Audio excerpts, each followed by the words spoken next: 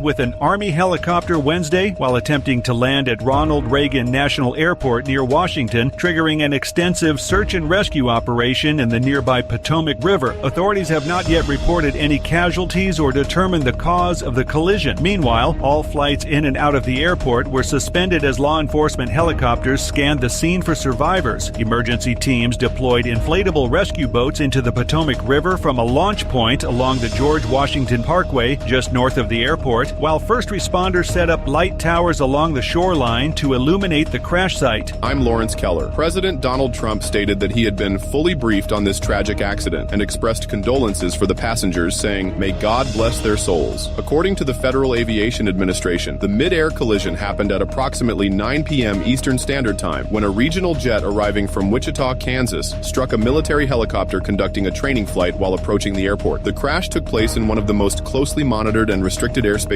in the world, just over 3 miles south of the White House and the Capitol. This is breaking news. I'm Alan Edwards. This is News in 60 with Alan Edwards.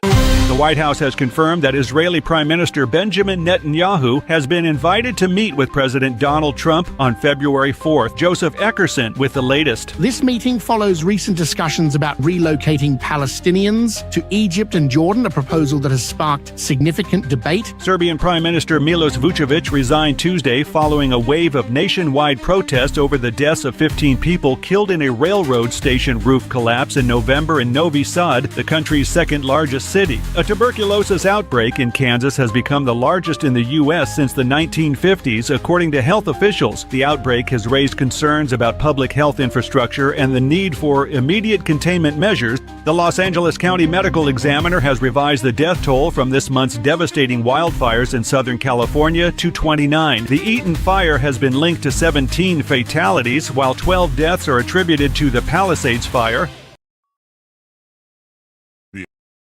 The opinions expressed on this program are those of the host or guest and should not be interpreted as a statement of fact. Independent fact-checking and corrections are encouraged. Can we get a cup of coffee in here, please?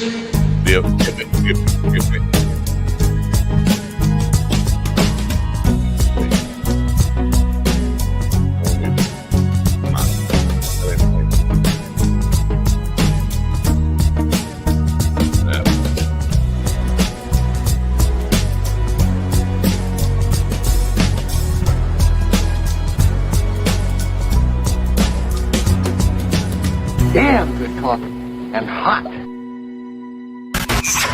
My dog is your mind's best friend.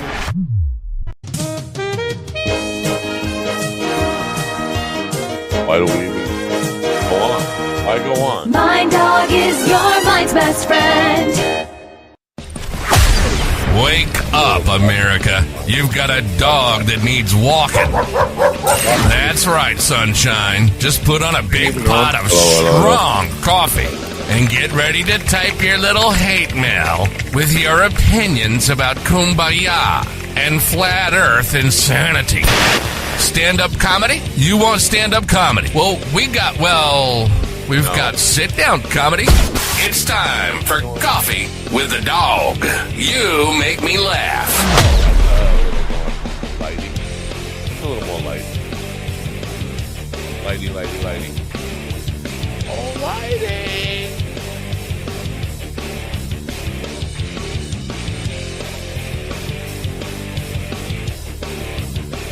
All right. Kill the band. You kill the band.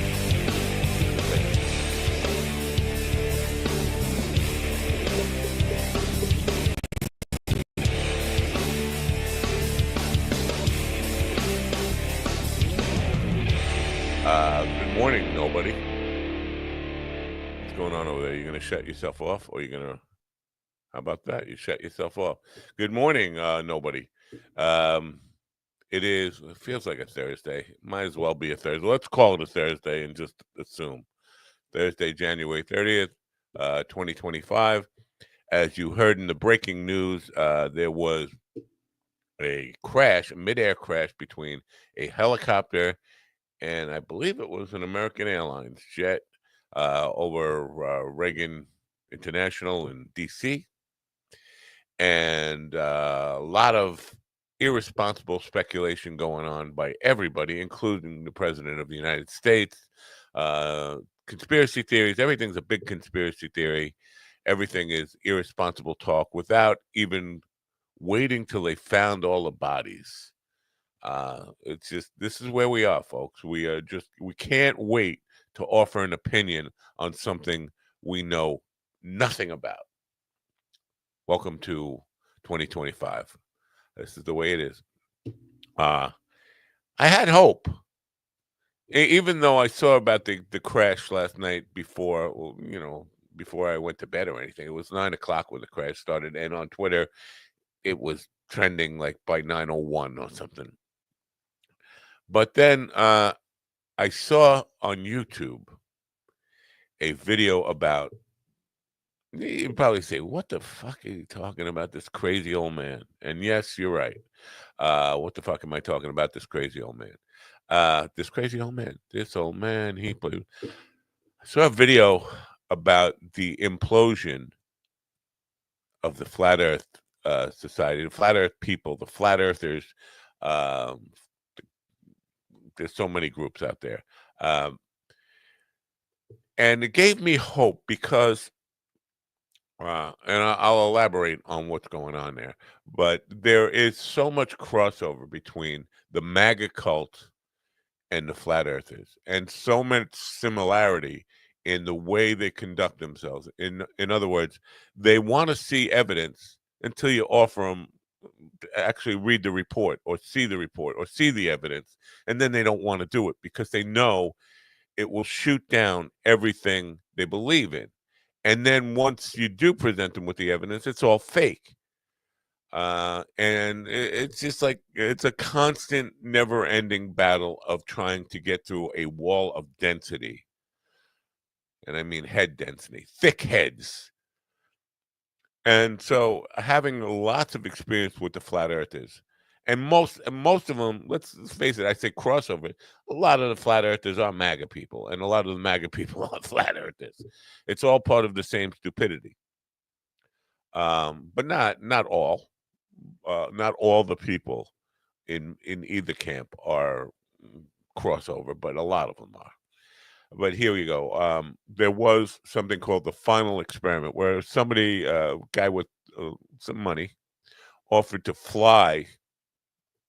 Well, let me back up a little bit. A big part of the flat Earth theory people, they claim that Antarctica, you can't go to Antarctica. Antarctica doesn't really exist. It's not really a continent. It's not really land. Then you can't go there. No government will let you go there. If you try to go there, you will be killed by government people, which has never been true. And so, and they also claim that if they could go there and prove that the sun never sets, they would admit that their theory is just nonsense. Well, a guy with some money offered to fly them there, any of them who wanted to go there. There's a camp in Antarctica, and four out of the 4 million of these idiots actually took him up on that and went to Union Camp in Antarctica and saw and filmed the sun not setting for 4 days straight, just going around in a circle, but never setting. And they live streamed it, because as they were live streaming it, people were, oh, the green screen. Well, I'll tell you what, while we're live streaming it, we'll show you it's not a green screen, because we'll tape from several angles. We'll send a drone up higher than the tallest building that aren't known on planet Earth, and film it all from 10 different angles and live stream it from 10 different angles. And then they still argue, well, it's fake. You're inside the sphere in Las Vegas. You're not even really there. And a million conspiracy theories. But some of them had to come to grips. A few of them had to come to grips with, wait a minute, we've been proven wrong. And then the infighting started, and they started saying, well, these people were never truly flat earthers. They're shills. They're paid by the Satan or NASA or whoever is trying to perpetrate this hoax and has a reason to do this. And every kind of conspiracy theory about the flat earth nonsense. But what is great to see is there are a few of them who have now admitted we live on a globe and have experienced, and this is where it's really fun for me.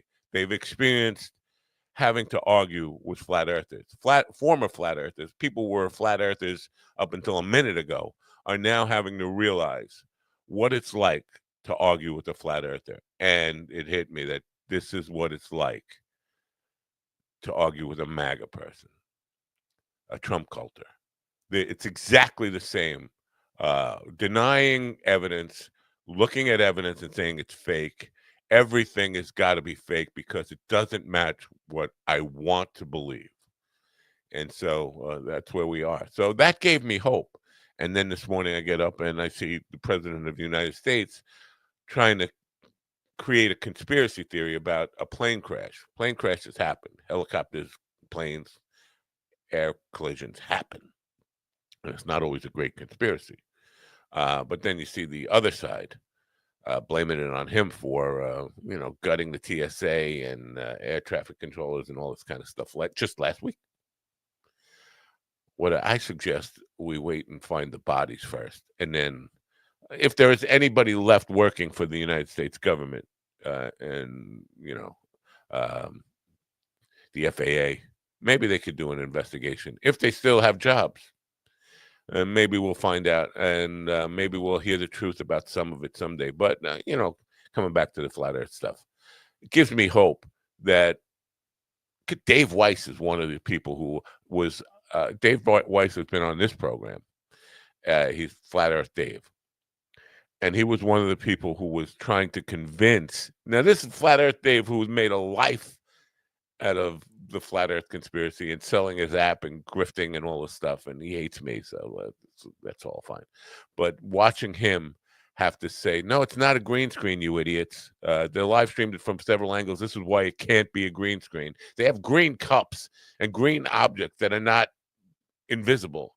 If you had a green screen, you would not be able to see the green objects that they had. But he was making that argument, and then they turned on him. Flat Earth Dave, one of the kings.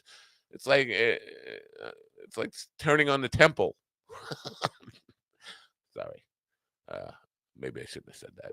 Anyway, it gives me hope that someday maybe the MAGAs will turn on each other and start to argue with each other about reality. A few of them might convert to realists. But then again, maybe not. Anyway, we have a show for you today. Author Rob Kennedy, Dr. Rob Carpenter Kennedy. His book is Of Kennedy and King. It's a novel about the 1960s. He will be here in hour 2. And we're going to talk about, well, first of all, why fictionalize this stuff? It's about Bobby Kennedy and Martin Luther King and the different ideologies they had. Now, most people think Bobby Kennedy, not the worm guy who's trying to be our health czar, his father. A lot of people think he was a progressive liberal, but I think he was a bit of a bigot.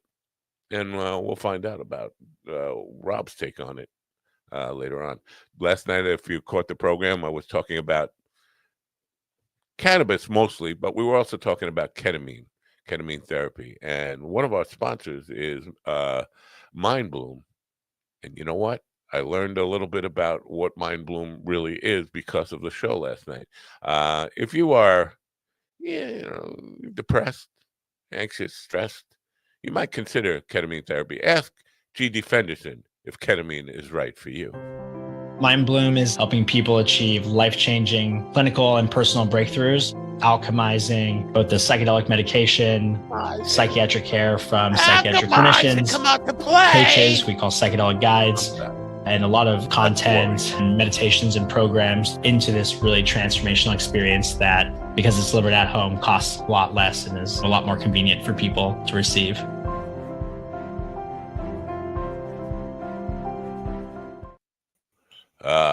Good morning, fellas. In the room with me now are Ron, I don't give a fuck about the flat earth, Kane. Stephen, I love the flat earth people. They are my people. Sakam Ortiz. And GD, fuck your ketamine tablets, injections, Fenderson. Good morning, fellas. Good morning. Good morning, America. MyDogTV.com.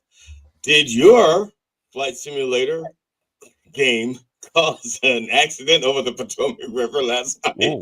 And you need an alibi? Well, come to MyDogTV.com. For $49.95, we'll give you an airtight alibi as to where you were last night at the time of the collision. And for $99.95, it'll be a believable one. MyDogTV.com. I don't know about that. Believable. So you and say we're talking to you, Stephen. that's what you're accusing Stephen of a horrible crime, killing 60 people. Which yeah, is, dude. I was first of all, I was elbow deep in my wife around that time, and two, I'm a better pilot than that. So. Now, see, I didn't say that you crashed it. I said because your game is so realistic. See, it puts you like real time in places, and all of a sudden the helicopter goes, and all of a sudden they're looking at the instruments, and the pilot goes like Arnold Schwarzenegger, "Don't turn into the chopper." And then the pilot on the chopper is going, the plane, and then all of a sudden, you know, my game does show real time and historic radar and air traffic data. So I wonder if I go back to that time if I can see it happen in real time. Where does that feed come from? It comes from the Microsoft Flight Sim works with the FAA. You're stumbling for an answer. No.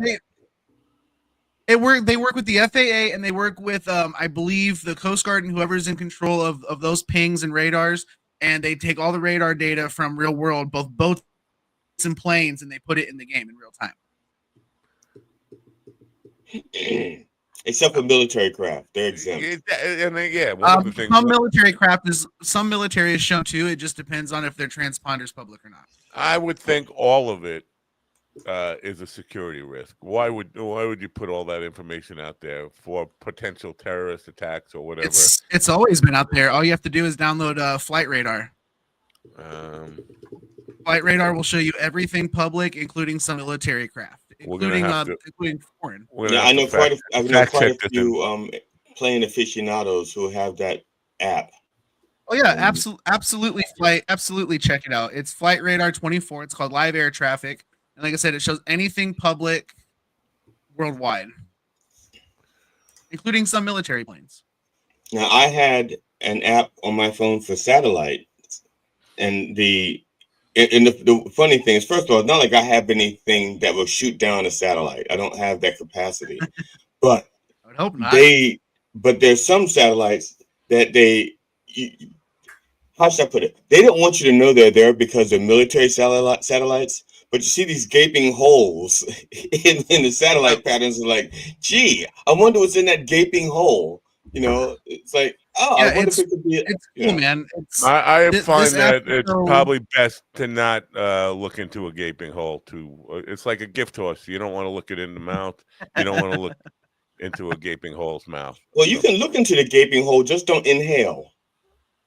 But yeah, like if you look at Flight Radar right now over Washington D.C., you'll see some military planes. You'll see, you can see Air Force One on there. You can see Air Force Two on there. All sorts of stuff. Well, Air Force One is any plane. Air Force One and Air Force Two is any plane that the president and vice president are on. Yeah. So that's, you know, you could put them on a Cessna, and that would become Air Force Three because you have one and two on there. There's but yeah, you can even see foreign diplomats flying over. It's really cool. Again, I agree. It seems like a huge security risk. I agree, but yeah, it's public knowledge. It's yeah, but it's not accurate. I can say without a doubt that it's not accurate because I'm looking at real-time stuff right now. There's a jet passing over at this moment over my house, and it's not on this thing. Well, maybe there's a lag time. According to this, there are only 2 jets even close to Long Island right now, and I know that's not true because there's one over my house that just passed over. I can. How do you know? You have a hole in your roof? You can look up and see it's a jet. How do you know? I could. What are hear you looking it. at? Because I see about 40 planes over Long Island right now, over North Long Island. Not over my section of Long Island, you know. Over. No, I'm on the North Southampton. Fork. I'm on the North Fork, and it says there's all right. There's like 3 near the North Fork, but close to the North Fork, but none over the North Fork at this moment. Are you on Flight Radar 24? I am. Okay. Yeah, I see. Look at the North Fork, the very far east part of the northern part. How many are over that? I see.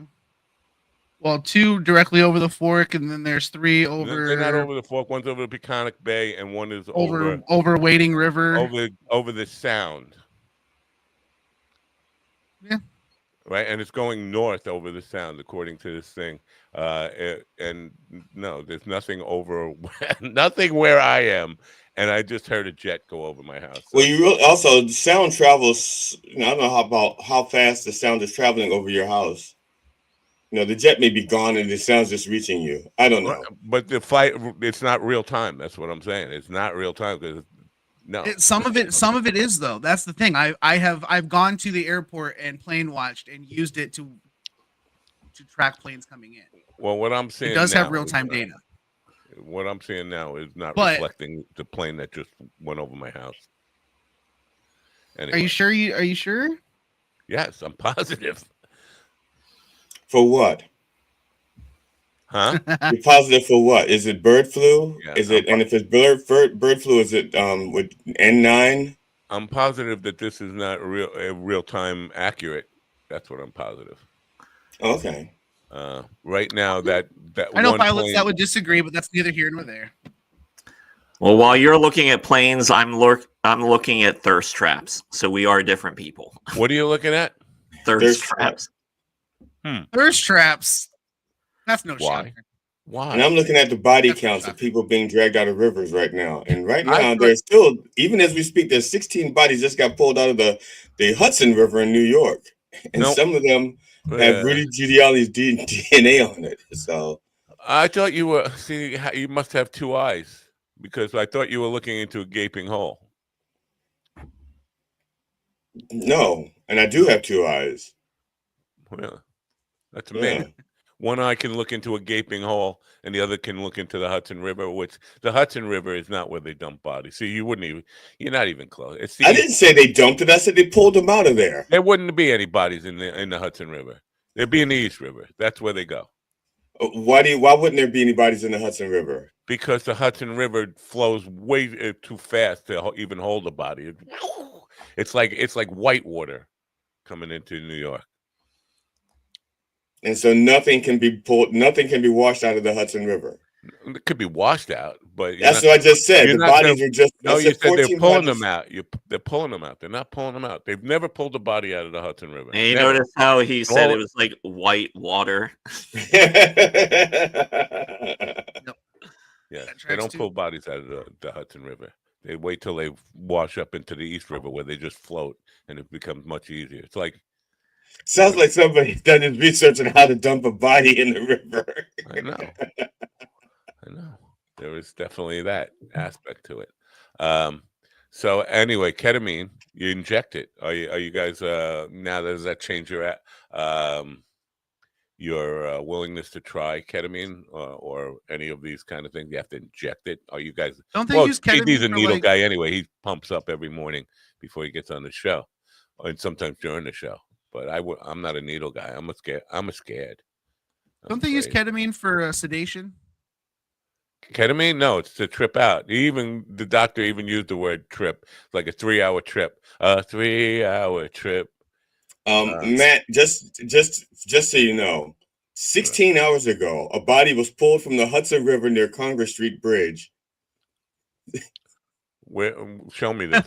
Send me the link. It's on 13 NYT News Channel 13. You just say, come on, just send me the link. I don't know how to do that. Put it in the chat room. Okay, I can do that. Let me see here. No, just copy link address, right? Okay. Yeah. In the chat room or in the private chat? It doesn't matter.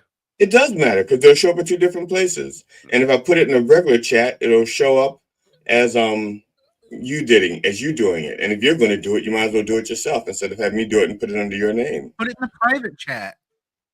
I just did, I think. Yeah, you did. There it is. All right, you continue talking. I'm reading this thing. He's like, well, that's only one body. You said 16. That's not what I'm looking for. Yeah, you said bodies. That's one. Yeah, and I got the hour and the thing is, I just made that up. And it's 16 hours ago, one body, as opposed to 16 bodies 1 hour ago. Yeah, but it doesn't say anything. It says Troy, New York. You know, Troy, New York is not here. It's still the Hudson River. I said the 16 bodies were pulled out of the Hudson River, and you said nobody can pull a body out of the Hudson River. Blicka, blicka, blicka, blicka, blicka. All right, up there, I guess you can do it. Okay, well, fine. Yeah, not New York City. It's by a bridge between Troy and Waterloo. Yeah, it's not. That's not what. But is it still the Hudson River? That's all I'm saying. They pulled bodies out of the Hudson River. Okay. All right. So, Matt, are you feeling a little uncomfortable that some of the bodies you dumped may be found now? No. No. First of all, they would not flow upstream. That's upstream. You're not going to find anything. The Hudson River coming into New York got Jersey. Yeah, you take the bodies downstream, you dump them, and then you have an alibi. It's like the body. I live up here. The body came upstream. How would I dump a body? Yeah, see, it wouldn't get there. The water it would not go that way. As soon as you put it in, it would be pushed downstream. So anyway. All right, I stand corrected. There has been a body, at least one body, pulled out of the Hudson River, and that's in the past 16 hours. Troy, New York. Yeah. Now I'm a little. At least I know I put at least 20 down there. See? Wait, no. Where is he from? He's not even near. You can't even tell me where the Hudson River is. You can transport bodies. That's just it. Bodies, once a person is dead, they're pretty compliant. They'll be transported anywhere you take them without struggling. All right. That's how your trunk got full of blood. I know this. But yeah. So where is the Hudson River? Well, it depends on which part. All of it. And don't even and I could cheat. I could cheat and just pull up a map of the Hudson River right now, and there'd be a null and void. So let's not have that discussion because I could lie. What do you mean? I could lie. Could lie about where the Hudson River is? Yeah, like I know where it is, but just by pulling up a map. Lie about knowing about it, not actually where it is. Because that would be good. If you would say the Hudson River flows from Kansas City to Detroit, which would be weird. No, it's Kansas City to New Mexico. All right. Yeah. So you didn't answer my question. You guys, the ketamine stuff, you're pumping up. I'd be down to try it. You'd be okay with that? Well, that's interesting. Yeah. All right. Okay, that's the show for you. Why are we pouring water there? Sure, why not? All right. Should I have booked a guest for the early part because you guys have just got nothing to say? I was watching an OJ Simpson documentary this morning. No, I saw that was on. It's like, what could they possibly tell me that I don't know about OJ Simpson? I don't know. All it does is just make OJ out to. It just makes OJ out to be even more guilty. Is all it does. So. Yeah. Plus, I'm just watching it. And I was like, how the fuck did he get away with it? Plus, the director's cut's got an extra hour of footage and 3 different endings. Right. Does Nicole live in any of them? Maybe. In the Zack Snyder ending, yes. The answer to how the hell did he get away with it was Mark Furman and the other cops that just seemed like the kind of guys who would. And listen, I remember the night it happened, and I was on sports radio. WNBC, WFAN in New York, Steve Summers show, and he had already had OJ convicted, and there were people who was calling up and saying it's a frame job. Now this is like 20 seconds after the news broke, and people calling in to defend OJ, and Steve Summers saying no, he's definitely guilty, and people saying he's framed, and Steve saying that's impossible. And I chimed in. I said basically, you can frame a guilty man. And and so this is what's happening. And so yes, you're both right. OJ's guilty, and this was again within minutes of it actually happening. OJ is guilty, but the cops are also framing him. Both now, technically, is it framing if they actually did it, or are you just planting evidence to framing it is putting it in a frame to make it nice and easy to see. And the crazy thing is not only was he not framed, they didn't collect some of the evidence from what I watched. He was framed. The glove was found in one place, moved to another place to make it look like more convenient to an evidence trail. So that's what I'm talking about. Puts the glove in the bushes near the body. But they also found his socks with his blood in them. They found blood. They found blood and fingerprints all over the place that they didn't collect, for evidence. Yeah, but they went out of their way to say, "Oh yeah, he's guilty. How can we frame this in a way that it will be very quick to prosecute him?" That's that, and you definitely Furman. I mean, was a real problem in the case. He should have been removed from the LA police force long before that. The glove seemed like a long shot in comparison to the bloody fingerprints, the bloody gauze, the bloody socks on the floor, like all the other shit that was his that proved he was there. No, they went after some bullshit glove thing. Well, and all those things where they said they found them is not necessarily the case where they found them too. So I mean, the cops in general in their cross-examination revealed themselves to be jumping to the conclusion we have a guilty man. How can we make the case work right from the start, rather than saying we have evidence that leads to one suspect, let's bring him in and find out what the truth is. They determined as soon as the call came in, how do we arrest O.J. Simpson on this thing, and that's how he got off. It just, and a part of it was the racial thing too. There was a lot, and there still is a lot of distrust among minorities in LA for the LA police force because they've been brutalizing minorities for 100 years. So there's all of that, and a lot of it was jury nullification. Not that people necessarily believed he was not guilty. It was payback for Rodney King. Did they say anything about Rodney King in the documentary? I didn't get that far yet, but when I cut it off, it was just talking about the Kardashians' dad and somebody else. Robert Shapiro. The lawyers. Yeah. He was the first lawyer to actually be, I guess, on the case. Kardashian was a friend, but he wasn't really a criminal attorney at that point. I don't think he ever was. Yeah.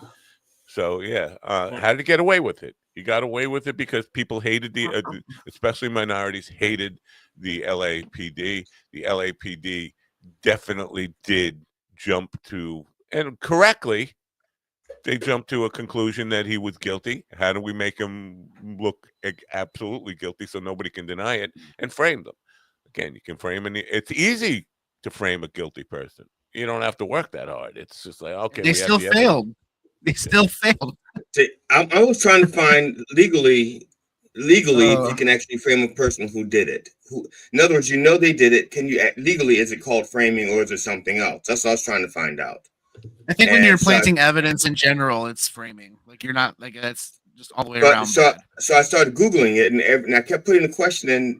Can you frame a guilty person? Can you do? And they kept saying, well, yes, because framing, blah blah blah, the person didn't do it. And they keep saying that the person didn't do it when I'm asking about if the person is actually guilty. Right. In other words, they're guilty and you're planting evidence as opposed to the person didn't do it and you can't prove that they did it. So you start planting evidence. And is there a difference? That's what I was trying to find out. Well, framing is the word framing is just it's the same as putting a frame on a picture. You're framing it to make it look more accessible, more eye friendly, more easy to look at and understand. And that's what framing is. So yes, you can do it to a guilty person. You can do it to an innocent person. If you want to make the case, you have something to prove.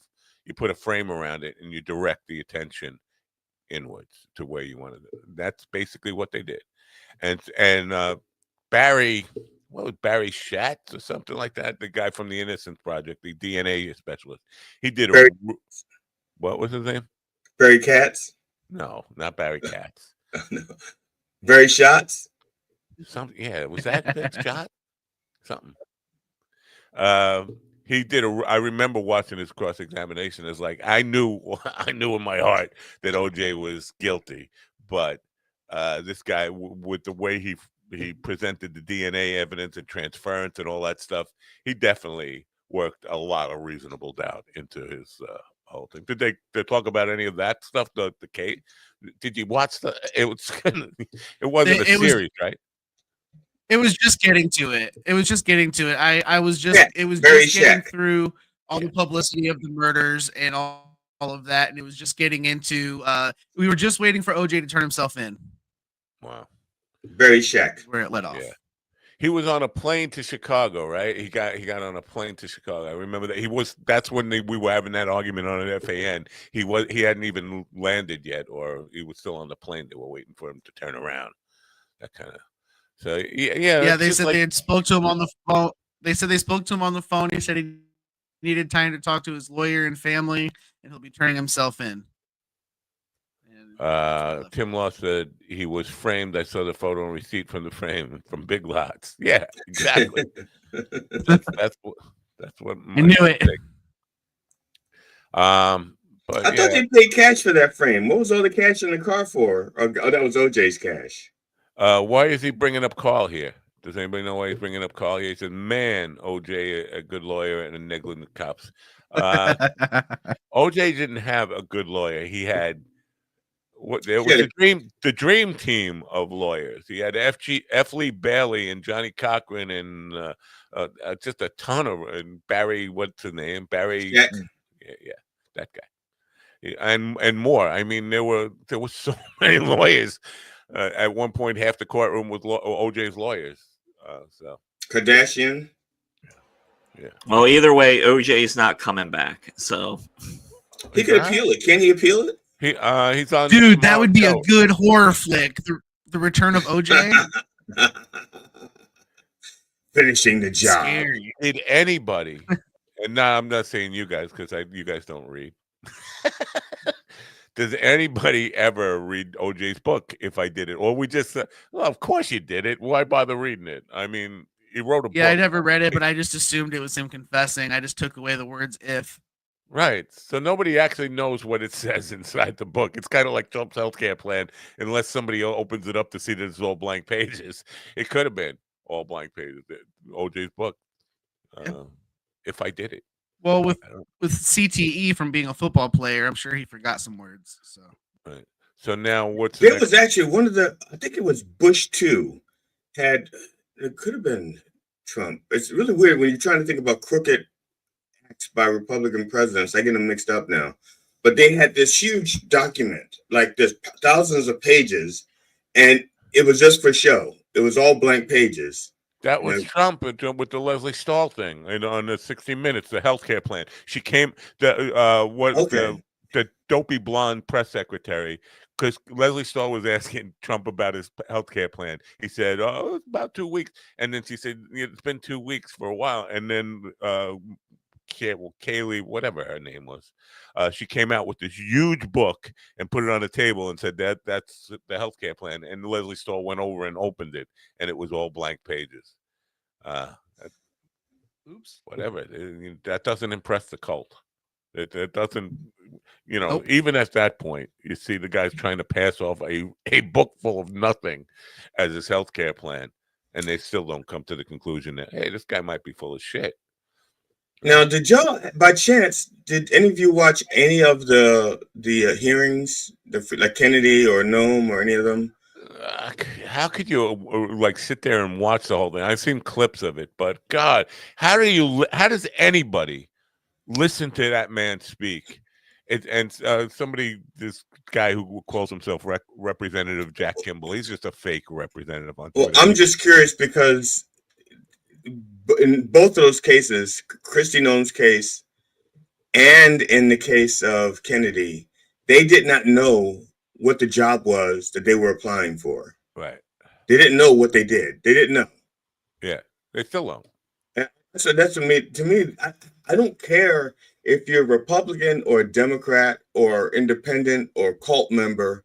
You know, if somebody doesn't know what the job is, you don't hire them for the job. You find another cult member who at least knows what the job is.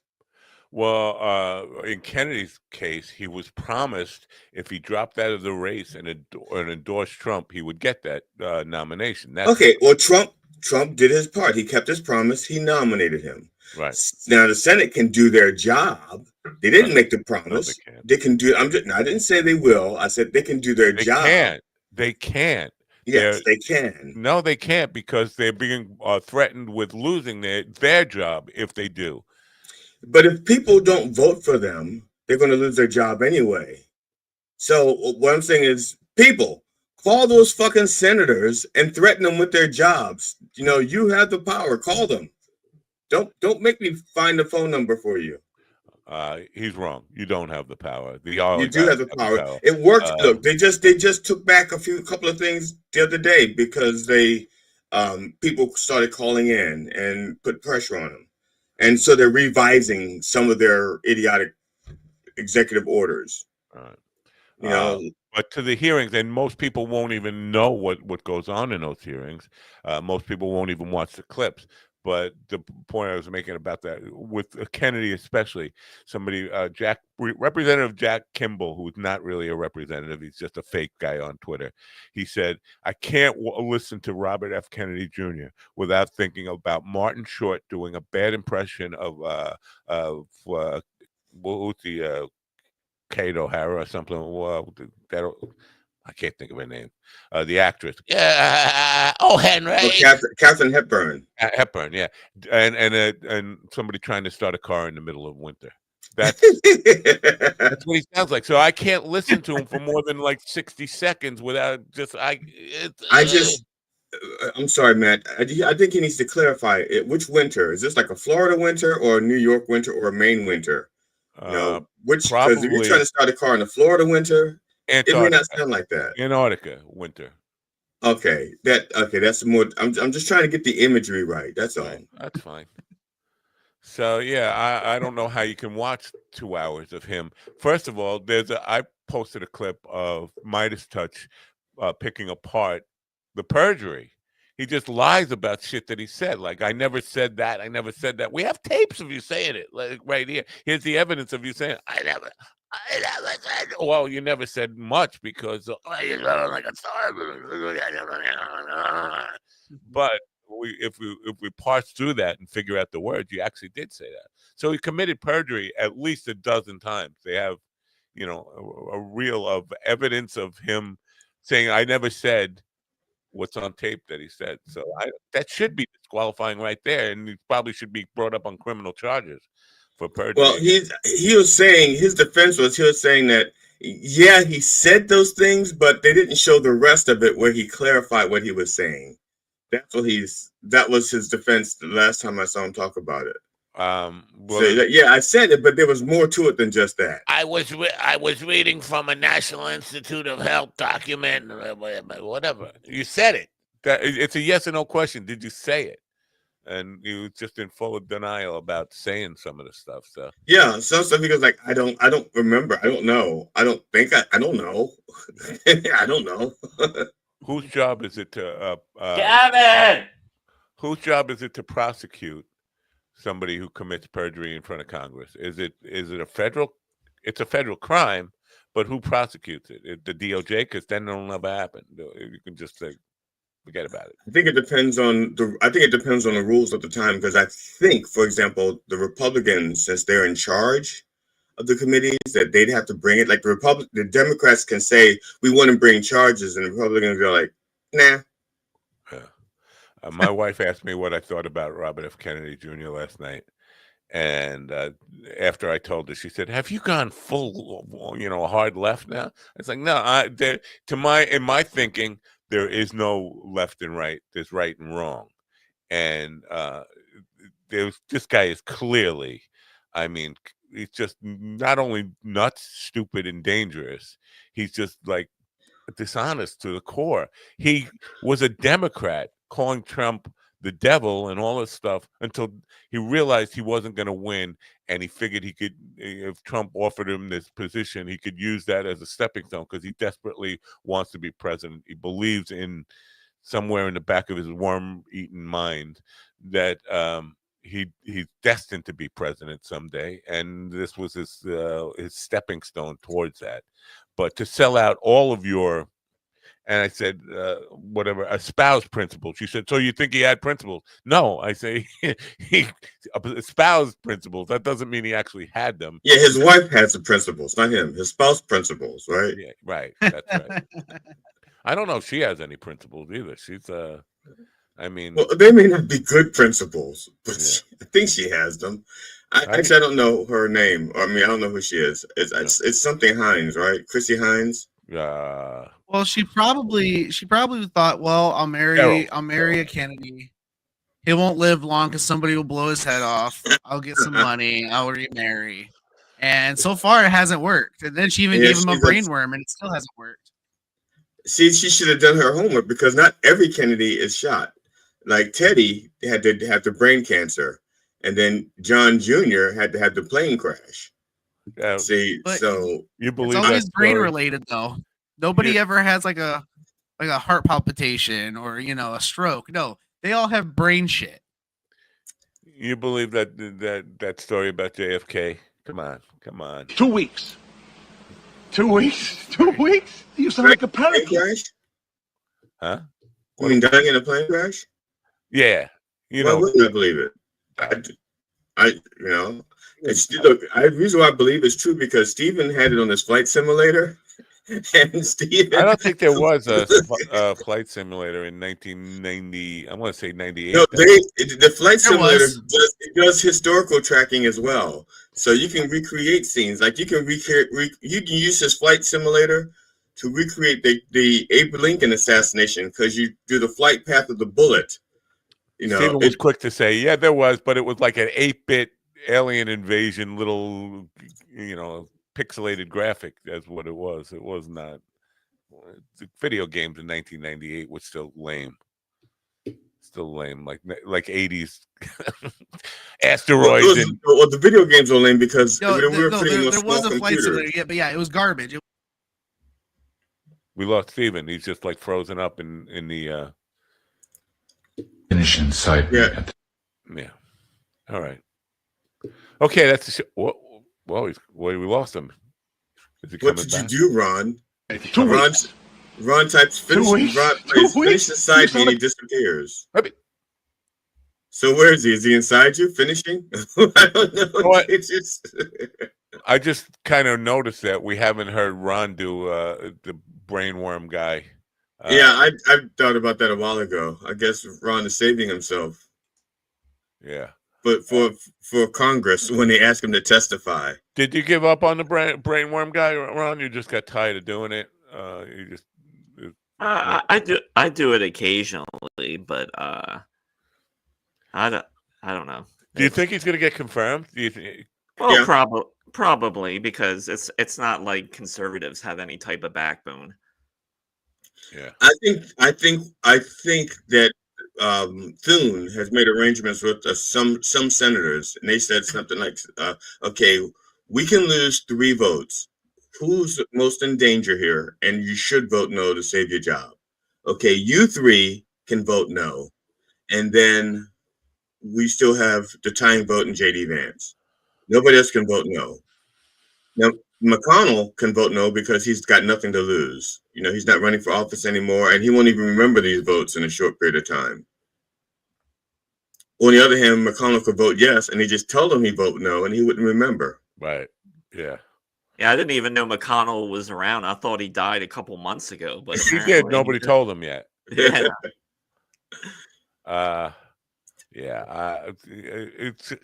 My wife didn't even know that Robert F. Kennedy Jr. was a heroin addict, and she was like, there's medical. No, he didn't. He wasn't using medical morphine or medicinal heroin. Yeah, like she was going to some prescribed uses of like synthetic heroin.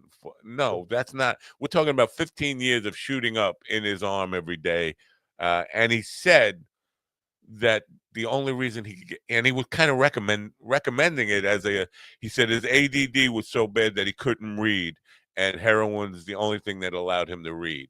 So he was kind of like recommending. So why aren't they using that in schools for kids? You know, they are, just that nobody knows smaller doses. Right. Yeah. Because they're children. I don't know. You don't necessarily want the what the head of the health, whatever. What's the Health and Human Services?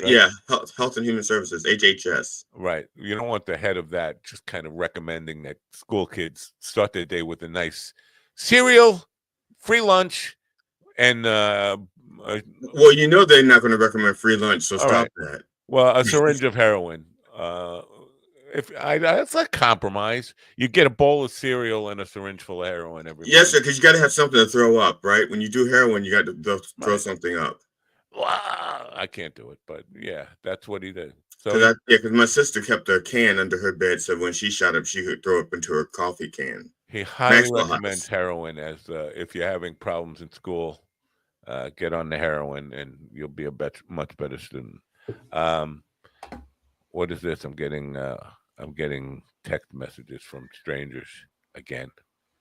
So Guantanamo Bay, yes, yeah. Well, they got room, right? Because they only have 15 occupants in there right now, so they got room. They're trying to make room for 30,000 people. Is that all? Because this is where it's getting confusing to me. I thought they were deporting 12 million or something like that. And then the number 30,000 comes up. Like, if you're going to put 12 million in a camp that holds 30,000. Well, it doesn't hold 30,000 yet. They have to do some. And here's the deal. If they put in, let's say they put in 30,000 refugees or whatever they want to call them, 30,000. Spics. I think they want to call them Spics. Okay, 30,000 spics and spans, because they want to maybe put spics and spans in there, but 30,000 of them. Okay, right. You also have to have room for the people who watch them, and the people who feed them, the people who make sure they so it's got to be 40,000 people that they have to make room for. No, I don't know. See, that's why the Democrats should have closed down Guantanamo when they had the chance. Actually, they tried. They couldn't. Congress wouldn't let them. And I'm not like taking this out on you. I'm just saying I am so sick of hearing what the Democrats should have done, what Joe Biden should have done, what Merrick Garland should have done. It's just like they didn't do it. They fucking suck. They spineless wussies. I had to retract it anyway because the presidents did try to close it. Congress wouldn't let them. So I think they just released as many as they could, but they should have turned it into a hotel or a resort. It's like, okay, we have to keep it open. It's going to be a hotel. It's going to be a congressional hotel. So whenever Congress wants to go on vacation, they can go to Cuba. Right. Yeah. And stay for free. Now, our guest today has written a novel about Bobby Kennedy and Martin Luther King having. See, now people have this impression that Robert Kennedy Sr., not the worm guy, was a civil rights guy and progressive. But I remember him as Joe McCarthy's lead attorney. Something doesn't jive there with the way we're or rewriting history or reinterpreting. Well, McCarthy was going after communists, right? Not necessarily black people. Who's going after communists and Jews, maybe. Right. So maybe Bobby had like a slightly different opinion about that. Like, okay, yeah, I will protect this country against communism, but if it gets crazy, I'm out. I don't know, because I didn't follow, his evolution. Because his family, especially his mother, she was very much, I guess, I want to say pro underdog or pro equal rights or pro equal treatment. Yeah. But I would think the ideological battle would be between MLK. Oh, we got to use all these initials: Martin Luther King Jr. and Lyndon Baines Johnson, rather than because Bobby was just the Attorney General at the time. He wasn't calling the shots. He was doing the bidding of LBJ, who said, "What did he say about?" Well, that's just the Attorney General isn't supposed to be doing the bidding. Well, actually, that was back then. That didn't change until Nixon. Yeah, but as far as on the civil rights stuff, it kind of is. It's for it's the president sets the policy on that, and then the Attorney General just makes sure the law is followed. And right, yeah. So he was just the ideological stuff comes from the president, not from. And Baines, now my understanding is that Baines, like I knew him like that. Baines, Lyndon Baines Johnson. Why am I calling him Baines? Like I knew him like that. Yeah. Baines. Yeah, that's his middle name. I know. Baines. I don't know why I was calling him that. Yeah. But Johnson, Lyndon Johnson. Kid Baines. I know it's just his middle name, but who? Baines. It's probably his mother's maiden name. Oh, because that was very popular back then. Right, a lot of times the middle name was the mother's maiden name. Yep. But so he, if I remember correctly, there was a conversation between him and Martin Luther King Jr., not Senior, for those of you keeping track. I don't think anyone is. Oh, okay. So in that conversation, he goes, "That guy's keeping track. I see him." He basically says, you have to make me do it. Like I want to do it, but you have to make me do it. Like, because it's going to cost me politically. So make me do this. Make me do the thing I want to do. So I can save face. What was the quote from LBJ about getting them to vote Democrat for the next 50 years? Yeah. Do you remember the quote? I think once it passed, he says we've just succeeded the South to vote, the Southern vote for the next 50 years or something like that. Yeah, but you want the quote, not the synopsis. Yeah. And I don't have the quote. Yeah, well, it's got your favorite word in it. That's why I want to. Nigger? Yeah. Whoa. Technically, that's not my favorite word. Let's talk about the real history of Lyndon Johnson, so people get excited. Oh, the schlong division. Yeah, because there's that nice phone call that he has about some pants and about how his cock is getting cut off in his pants. Yeah, there's no room for his Jimmy. Wait, this is a real thing? No room for his Jimmy to shimmy. I'm sorry, I think you have him mixed up with Arnold Palmer. No, Johnson would actually. I know. Oh. I just President LBJ, and this was on a tape somewhere. I'll have those niggas voting Democratic for the next 200 years. That's what he said. Oh, okay. Well, this is the president of the United States on a phone call being taped and not having any reluctance to use that word. Well, to be honest, he wasn't setting precedent. He was following precedent because he wasn't the only one to call black people niggers back then in the Oval Office. Right. Truman, I'm pretty sure it was Truman. I'm pretty sure Reagan said other things. I think Reagan said sand monkeys or was it porch monkeys? Something like that. Yeah, consider all of them have said it. It's just easier.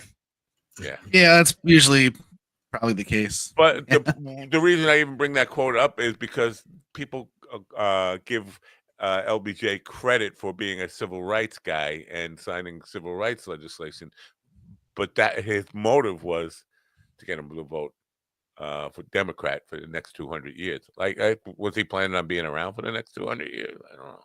I don't know, but I bet the only president who hasn't said the N-word was Obama. No, I'm pretty sure he said it. I'm pretty sure he said You it. think I'm so? pretty sure. Oh, I think whenever him and Eric Holder were alone, Eric Holder walked in, he goes, like, my nigga. He goes, hey, my nigga, man. It's like, what's going on, my nigga? I'm pretty sure that Eric Holder and Obama threw that word around, like, bumping fists. You know, my nigga, we did it. We did it. Possibly. Sorry, Gubs. No, Tony said it was okay. Remember, Tony? Oh, that's right. That's right. That's right. Yeah, Tony says he can say it. I'm not going to say it. Right. It's true. So, We were all there when he said that. Yeah. So if anybody from Govs has a problem with it, take it up with Tony. That's all. That's right. Tony gave me permission. He gave me permission to encourage us. Tony gave GD the N-word card. Yeah. It felt weird to get that from him. Talk about white privilege. Yeah. Well, we overran the week-old news segment. Maybe I'll. Well, they did have fresh news at the very top. It's like he was up last night going, "Shit, why did this have to happen? Now I gotta." Breaking news. Al sent me that at 11 o'clock last night. So that was really fresh. That was like 2 hours after it happened. Good for them. He must have been bored on a Wednesday night, whatever. He's probably in LA, so it's only 8 o'clock for him. What's this shitty music? What happened to the our tuberculosis outbreak in Kansas has become the largest in the U.S. since the 1950s, according to health officials. The outbreak has raised concerns about public health infrastructure and the need for immediate containment measures, Kevin Sanders reports. Meanwhile, the CDC reports that respiratory illness activity remains high across the country, with no signs of abating in the coming weeks. Cases linked to the outbreak were first reported in January 2024. I just want to pause on that for a second. If you go to minddogtv.com, betanything.eu, you can bet on whether it's going to be tuberculosis or bird flu. According to KDHE, so far, there have been 2 deaths related to the outbreak, both of which occurred last year. Serbian Prime Minister Milos Vučević resigned Tuesday following a wave of nationwide protest over the deaths of 15 people killed in a railroad station roof collapse in November in Novi Sad, the country's second-largest city. Vučević told a news conference he had made the decision to go after student protesters were allegedly attacked after spraying anti-government graffiti and posting stickers outside the Novi Sad offices of his Serbian Progressive Party. Benjamin Wright reporting. The White House has confirmed that Israeli Prime Minister Benjamin Netanyahu has been invited to meet with President Donald Trump on February 4th. Joseph Eckerson with the latest. This meeting follows recent discussions about relocating Palestinians to Egypt and Jordan, a proposal that has sparked significant debate. The invitation comes amid ongoing tensions in the Middle East, particularly concerning the fragile ceasefire between Israel and Hamas. This is the latest news headlines.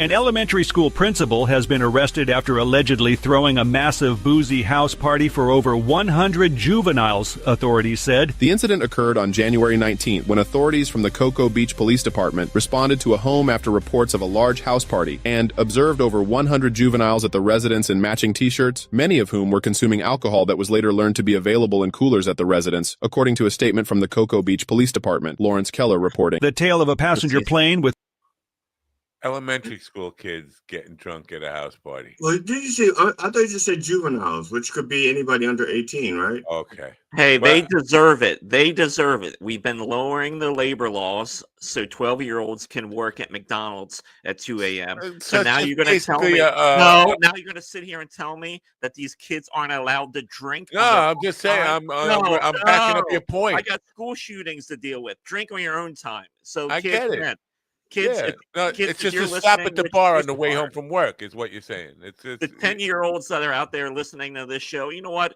Go to your parents' liquor cabinet, open up the vodka, and have yourself a nice screwdriver in the morning. Ladies and Now, gentlemen, my concern is that they had matching T-shirts. Is that because they all work at the same factory, or are these school shirts? Because I don't think they should be wearing school shirts if they're going to be drinking. If they just got up from work, I understand.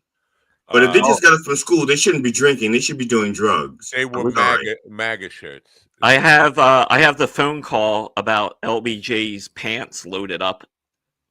Yeah, let's hear him. Let's hear him talk about his cock. Mr. Hager? Yes, this is Joe Hager. Joe, is your father the one that makes clothes? Yes, sir. We're all together.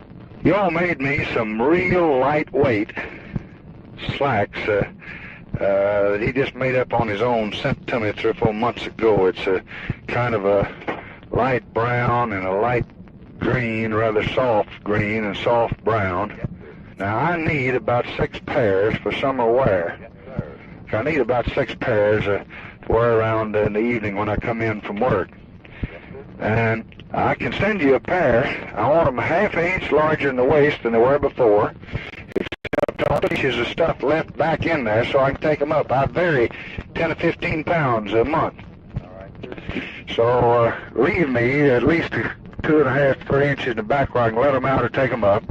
And make these a ½ inch bigger in the waist. Make the pockets at least 1 inch longer. My money and my knife and everything fall out. Wait just a minute. Hello? Hello. Now, another thing, the crotch down where your nuts hang is always a little too tight. So when you make them up, give me 1 inch that I can let out there because they cut me. They're just like riding a wire fence. These are the best that I've had anywhere in the United States. But when I gain a little weight, they cut me under there. So leave me, you never do have much margin there. But see if you can't leave me about 1 inch from where the zipper ends around under my back of my bunghole. So I can let it out there if I need to. Now, be sure you got the best zippers in them. These are good that I have. And if you get those to me, I would sure be grateful. Where would you like to be? White House. I just sure will appreciate this. I need it more than anything. And now, you give this boy the address because I'm running for a funeral, and give him address just how to dress these trousers. So we'll send them to you. And don't you get the measurements out of them and add a ½ inch to the back. Give us 1 inch to the pockets and about 1 inch underneath so we can let them out. In other words, you like just a little more stride in the crotch. Yeah, that's right. Yes, sir. Okay, here he is. Glad that you enjoyed the other. Okay, go ahead, please. Yeah. Now, Ron, is there a date on this call? Because he's going to a funeral. I wonder if it's the Kennedy funeral. Still going? Yeah, still playing. At least we still have the static. No, that's over. It's over. He's going to a funeral, so I didn't know this was like we got to go to the Kennedy funeral. So as soon as we get done now, we're going to send the pants out to you. Sounds like he doesn't wear underwear either. The way he's needing those pants to fit. Well, let's recap here. First of all, he knows he's being recorded. I'm just wondering, was he a prankster? Because it sounds like a prank phone call. Like I'm just fucking yanking this guy's chain about how big my. I don't know. That sounded like a man that just needed more crotch room. Right, he's sitting on the toilet and open the door and hold meetings while he's sitting on the toilet. So people have to look at him while he's sitting on the toilet. But he's complaining about getting old, actually, because as you get old, your balls start to gravity takes hold. Is what I'm saying. No. And oh God, dude, I already struggle with that. I sit on them all the time. If it gets any worse, I'm gonna need a sock holster. That's why you get the underwear with the little caddy sack in them. So he's not saying he has a huge cock. He's saying his balls hang down too low, right? That's what his huge balls hang down too low. Huge balls. I sure would appreciate. All the way back to my bunghole. I need an inch from where my balls hang back to my bunghole. You know, I need about an inch there. Here's a possible solution: tuck the balls into the bunghole as like a little holder, to where it's like Benoit balls. Use your own balls for your own. Is that called the Long Island tea bag? Yes. Here we go. I have it pulled up too, where he says the N-word. Oh yes. Oh yay. Tony, if you're listening, this is for you. Make sure. Well, you can't have a poll tax. They can say you can't have a gas tax or a cigarette tax, anything else.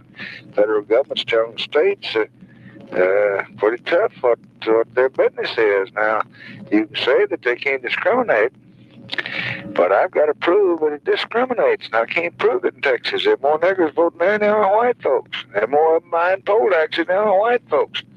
Higher percentage of them. And I can't show that the literacy test that discriminate against because they haven't got any.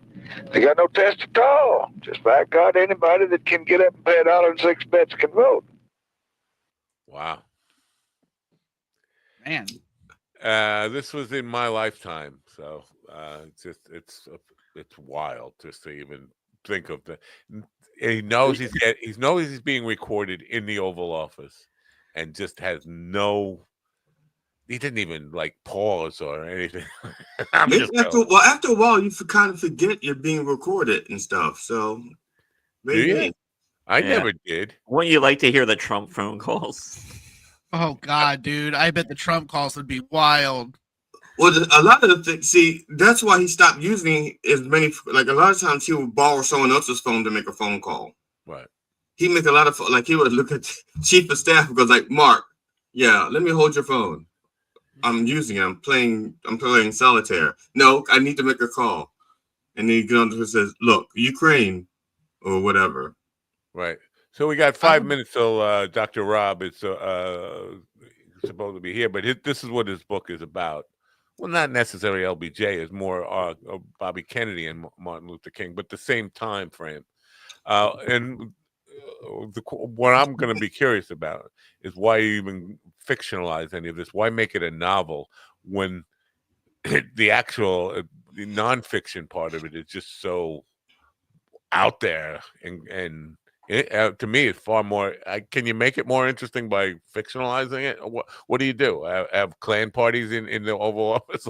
I'm curious as to why he picked. Why didn't he wait till like February to do this? Is he like trying to get a jump on the other Black authors that will be coming in February so that he could, are we like inundated with Black authors in February, Matt? I'm just wondering why he waited till like the end of January. Why? What's February? Is it Black History Month? My birthday's in February. Yeah, Steven's birthday's in February. Oh, and something about Black people. Yeah. That's what I call strong division. Gambling. I was trying to find out what he was the doctor of. It doesn't say what he's the doctor of in his thing, unless I missed it. I read it. I think he was like a Dr. Martin Luther King. I think he was like a No, like not Martin Luther King. Doctor, right? The author who's coming on, Rob Carpenter, is Dr. Rob Carpenter, known as Dr. Rob. Yeah, I don't know what's the doctor. I was just curious, because I didn't see. I was trying to find what kind of, if there's a doctor of divinity, a doctor of dentistry, a doctor of, oncology. Let's not forget Dr. John as well. Oh yeah. He was in the right place. Or Dr. Ruth. You know what? Doctor, I am pissed off at, and Dr. Phil. Dr. Demento? Well, Dr. One of my favorite doctors, Dr. Demento. He brought a lot of joy to people. Now, I remember the name from radio spots, but what exactly did he do anything besides those radio spots, Dr. Demento? He ran a radio show in LA that would just showcase like weird and odd music. Yeah. That was his thing. It absolutely reshaped the way I thought about some things. Dr. Phil is live streaming the ICE raids and stuff like that. I'm sure Jesse Waters is Jesse Waters is at home masturbating to the ICE raids and thinking, "Oh, this is the best TV ever." See, this is what happens when you let them run the ICE capades. This is their version of the ICE capades. All right, Dr. Rob is here. Are you excited? You want to read his intro? The intro's too long. I'm gonna try to sum it up. He miraculously survived a hit and run accident, but that's easy when you're the driver. Get to the good parts. Oh, I didn't know he was the driver of it. Did you read down the next paragraph? You find that he was the driver. That's why he survived. After surviving a near fatal hit and run, Dr. Robert Carpenter, known simply as Dr. Rob. Oh, and Laura Petrie used to say, "Oh, Dr. Rob." She did. He hit it and he quit it. Right. He decided to dedicate his life to helping empower others to transform themselves and society through storytelling, creative leadership, and teaching and training around the world. He's got a book out called Of Kennedy and King, not about John F. Kennedy, but and not to be confused with, there's another book called Kennedys and Kings, and that's a different book. Are you book. lying? Or are you just making this up? No, because when I went to Google, I'm old and stupid. No, when I went to Google this, I forgot to put "of" in front of it, of Kennedy and King, and it corrected me and made it say Kennedys and Kings, and gave me a different book. All right, well, let's welcome in Dr. Rob Carpenter. Good morning, Dr. Rob. Good morning, gentlemen. It's nice to see you. I really appreciate your show. Very provocative. Just a quick correction on the record. I was not driving. I was walking across the street, and I was run over by a car in a hit and run that took off after trying to kill me. And so that is when I realized Los Angeles, which is where I'm from, is the hit and run capital of the United States and around the world. So be careful when you're crossing the streets. It sounds like you're putting out a challenge there for Long Islanders who want to challenge LA to the title. That's not a good title. No, it's not. And I would actually think Long Island and New York and DC and other places have a rightful claim to that title. There are a lot of places that have terrible drivers and whatnot. Had a cop. Is it the terrible drivers or is it the slow pedestrians? Oh, that's a good question. I think it's both. Maybe I was that slow pedestrian and didn't get dodge quickly enough. How fast did you walk to 40? How did you do it? How did you do in the pedestrian combine? So how long ago was this near fatal hit and run accident? So this was about 11 years ago in January. I was walking across the street. A car came to make a right-hand turn. I turned around and I said, "Slow down." And as I did that, a car came from the left and hit me, flipped over it, smashed my head in the pavement. I was gushing blood, went to the hospital. They wrapped my head like a mummy, said I had a skull fracture, lacerations, that would be very expensive. I said, no, I don't. I don't have a skull fracture. I don't have lacerations. I'm not paying for any of this. Long story short, you move forward 6 weeks. The doctor took the mummy mask off my face and said, "You have a lovely face." And I said, "Hallelujah." And then I went to the neurologist and the neurosurgeon, and they looked at my brain scans and said, "This young man does not have a skull fracture." They went back to the back. They came out and they said, "This is all gratis." And I said, "What does that mean?" They said, "This is all on the house." And so it was very much a miracle in that way. About a year later, my sister was in residency for medical school. She was there at the hospital, which was USC County, and they said, "We remember your brother because he was the craziest patient we had. He was telling us he wasn't going to get a scar, didn't have a skull fracture, wasn't paying for anything. We thought he was just hallucinating or delusional or something," and it turned out to be true. Wow. So what are you a doctor of? What's the DR for? So I'm a doctor of organizational psychology and leadership, and I just basically got that to be able to teach and to write and to research. But really, it's all about how can we empower and equip other individuals, and that's where I went to USC, got that, and had a really good time doing it. We've been discussing your book without having actually read it, which is what we do. There's so many books that are out there. There's not enough time to read all of them. Well, especially before the guests come on. Sometimes I do read them after the guests come on, but there are so many, and we interview so many authors on this program. But one of the things I'm really curious about, we're talking about the time of the 1960s. The book, by the way, is called Of Kennedy and King, and we're showing the cover here. The link is in the description. You can go find out about it and buy it there. But one of the things I'm interested in, why a fictionalized version? Because the real life, and we were talking about the times and all, it's just so interesting and compelling on its own without having to fictionalize any of it. Why make it a novel?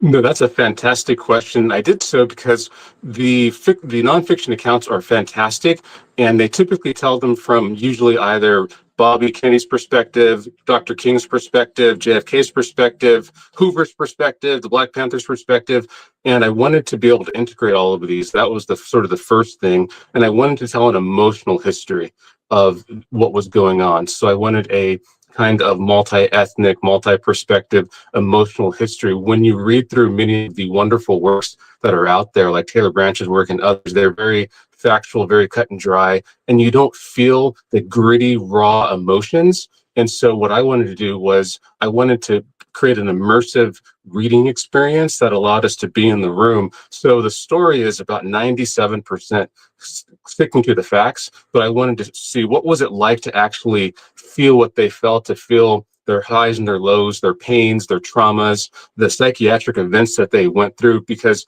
unfortunately, I feel what's happened in history classes and what's happened in a lot of books is we have stripped that moment of how dark it was, how challenging it was, and we basically have made it like a Santa Claus version.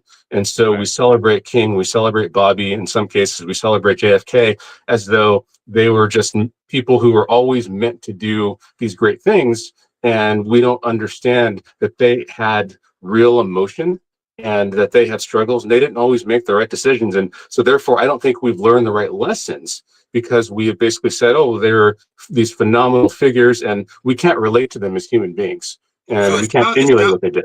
It sounds to me like you want a book that when people start reading it, it hits you in the face like a fire hose hitting a freedom fighter in the face. Oh, no, you absolutely. That is exactly what that was. So we wanted to, one, create a page turner for this, and we wanted people to feel what I just isolated Matt on that conversation. I'm sorry. That was black speak. See, we know, we black people know what I'm talking about. When I say a fire hose hitting you like a freedom fighter, see, it means it's powerful, really powerful. Got it. Yeah, absolutely. And we have the freedom fighters that are in there. A lot of people forget they were black and white individuals, and they put their lives on the line. They were very young. They were in their 20s, and they had the dogs after them. Dr. King was so unpopular at certain points with not only the freedom fighters, but also with adult blacks and whites everywhere. He couldn't recruit adults. So he actually went out and got kids. And they were the ones that marched and had dogs sicked on them, fire hoses sicked on them, and those types of things. And that was a tough call, because what do you do when you go out and you recruit thousands of kids? And and we saw the images from history, what that was. But I wanted to take us into the psychology of what that was like to have hot coffee thrown in your face, to be punched, to be stabbed, to be bitten, to be thrown in prison as a little kid in a paddy wagon. And I mean, it was really, it was the most tumultuous decade of the 20th century, in my opinion, in terms of American history. I know in my household, just between myself and my brother, there was a division because I was a King acolyte, follower of King, and my brother followed Malcolm X. Wow. And so just in my family there, we had that tension. And were you also divided on Ali and Frazier the same way? We were divided on Ali and Frazier the same way. And my brother to his dying day, actually, I shouldn't say to his dying day, but at least into his 40s and 50s, always thought I was never black enough. I was not a real black person because of my policies and philosophy versus his. I think most of our audience would agree with that statement. Let's get your brother on. You can dig him up. Well, you can't. He's cremated. Is he cremated? Yeah, he's cremated. You can't dig him up. Dr. Rob, you don't seem old enough to have lived through this part of history. Am I correct in that? Yeah. I was born in the mid-1980s, and so this was all literally just history to me. And I heard stories, and it was so interesting in kind of uncovering some of these things in terms of realizing that the black people, we were very divided on King and on Malcolm X in general. So you had some that wanted to be nonviolent, some that wanted to do it by any means necessary. And so that was a real tension. And even many of the people that were originally marching with King defected. And in fact, the first Black Panther chairman, Stokely Carmichael, essentially was one of King's top people and said, I can't do this anymore. And so that was a tension then. And it's even a tension now, I think, in terms of where the community is. And so King his methods were not popular. He only had a 25% approval rating, and among Black people. Wow. And so, I mean, it wasn't until after he was assassinated where people said, oh, we actually sort of like what he did, and we came to revere him. But a lot of people, they kind of had those instincts of Malcolm X, and it is still something that I think stays with us till today. It's so weird that because we are kind of repeating history a little bit here. When you see Black people for Trump or Hispanics for Trump, I have to wonder, like, what the hell is going? What are you thinking? But so yeah, I mean, but I'm interested in the Bobby Kennedy stuff because most people think of him as a progressive. I'm a little confused because he did start his political career as a very far right-wing guy, as a lawyer for Joseph McCarthy. What did you learn about him? Really, what his because looking at his son now, I just think the entire clan is just, and when I say clan, I mean the Kennedy family, not the clan. I feel like they're opportunists more than anything, really just desperate for power, not really ideological on anything. Did he have a progressive ideology? Do you think? Yeah, Bobby's an incredibly complicated figure, and that's why I wanted him to be the centerpiece along with King of this, because Bobby was opportunistic. Bobby only cared about his brother. Bobby only wanted JFK to be elected. Bobby, in fact, betrayed King on many occasions, and he literally went from being somebody that was a backstabber on race relations to, in some people's opinions, the greatest white civil rights icon of all time. So he went through a transformation over the course of the 1960s. And initially, though, he was very suspicious of King. He didn't like him. He said, how are we going to make this criminal somebody that we have the entire presidency hinging on? For example, because JFK wanted King's endorsement and King wouldn't give it to them. And so when King got thrown in jail right before the election, Bobby bailed King out and decided to put that information that, hey, the Kennedys bailed out King on flyers, sent them to black churches in Chicago, which was, the swing state area in Illinois at the time. And that helped get Kennedy in office, among other things. So King said, well, if you're going to use my name and likeness, I want to meet with the president now that he's president. And I want to talk about the Second Emancipation Proclamation, which he was pushing at the time. And Bobby said, no. Bobby said, absolutely not. You're not meeting with the president. And so when King heard that, King said, this is war. And so he started ramping up all of his marches, including the March in Washington, which was a direct indictment of Bobby and of JFK. But the book chronicles how Bobby literally went from this person that didn't have a moral core. King even said, we have to find something inside of him that's real. And Bobby did eventually become that person. For example, when he was running for Senate, when he was running for president a couple of years later, he would campaign substantially in black areas. He did lots of investments in black areas. He spoke in moral terms, and he became a true believer. In fact, to the point where on the day of King's assassination, we all know that he gave that incredible speech, the greatest speech of his life. Yeah. What a lot of people don't know is he went back to his hotel room, he closed the door, he broke down and said, they should have killed me. Why didn't they kill me? They should have killed me. That was my brother. Wow. And now, my understanding is that Bobby Kennedy didn't trust King because he thought King was a goody two-shoes. But once he found out that King was slinging more dick than John, he decided, he can be trusted. Is that real, or are you just kidding about that? No, I'm making that up. No, I'm not making up the fact that King wasn't slinging dick. The fact that I have to question that is really an indictment of where we are, because it sounded true to me. Well, it's because it's partially true in the sense that King was slinging a lot of dick. I know.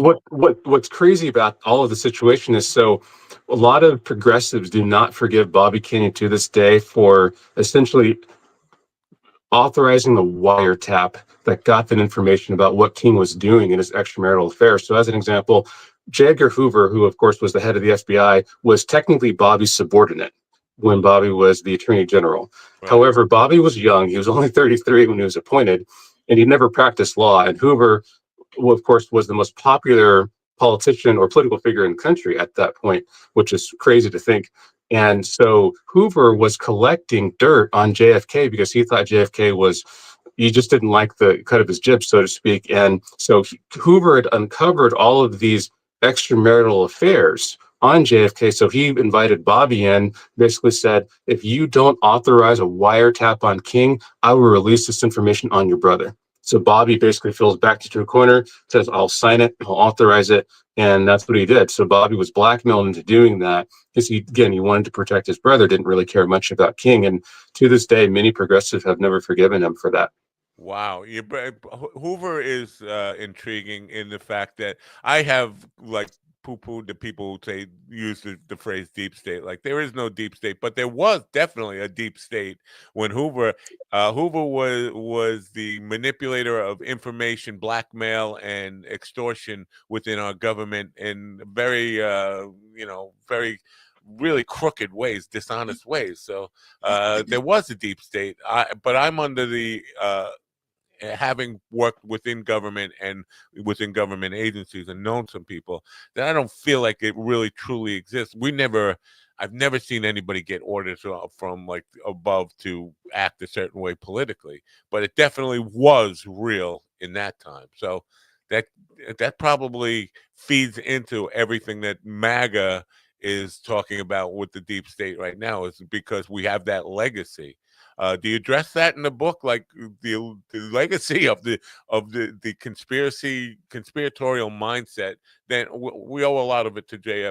Edgar Hoover for being such a crooked, rotten, dirty bastard. Yeah, J. Edgar Hoover, I think, really unfortunately created the FBI at its modern version. There's still buildings named after him in Washington, D.C., and he was somebody that was... There are plenty of dress shops named after him as well. Yeah, absolutely. And he really created, I think, a suspicion around power.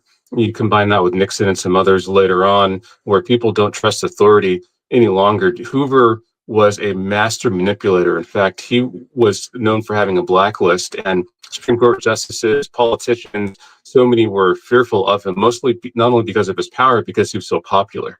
Right. And the public really thought this guy had it together. In fact, he would actually consult on his own made-for-TV movies. He said, oh, this guy knows what he's talking about. So sort of like Michael Jordan, The Last Dance, consulting on his own movies, Hoover did that as well until the information came out about him. But he was really somebody that wanted control. Of course, he was a lifelong bachelor, lived with his mom, was very close to Lyndon Johnson, and he despised Black people. He despised progressives. He despised really anyone he just didn't really like. He was one of the people that told Nixon that if he hadn't gone into politics, Nixon would have made a great double agent. And so Hoover just had an instinct for individuals who maybe had kind of some crooked elements inside of them. But a lot of people think he helped push the Warren Commission, which investigated JFK's death, into basically digging up this old term called conspiracy theory, which was an academic term that was neutral from the 1890s. And the CIA basically used that to discredit anybody who essentially went against the official line of JFK's assassination, Bobby's assassination eventually, and Dr. King's. And so I think that he was somebody that a lot of people can say, well, look at what he did. And of course, there's been conspiracy theories throughout history that have turned out to be true. And I think that there are, is everything conspiracy? No. Are some things conspiracy? Yeah. And I think that's kind of a reasonable point of view. I think it's too easy and it's unfair and it's inaccurate to say, because you disagree with somebody that is in government, therefore they're a part of a cabal of interests that are trying to bring down the government internally or trying to take down one side.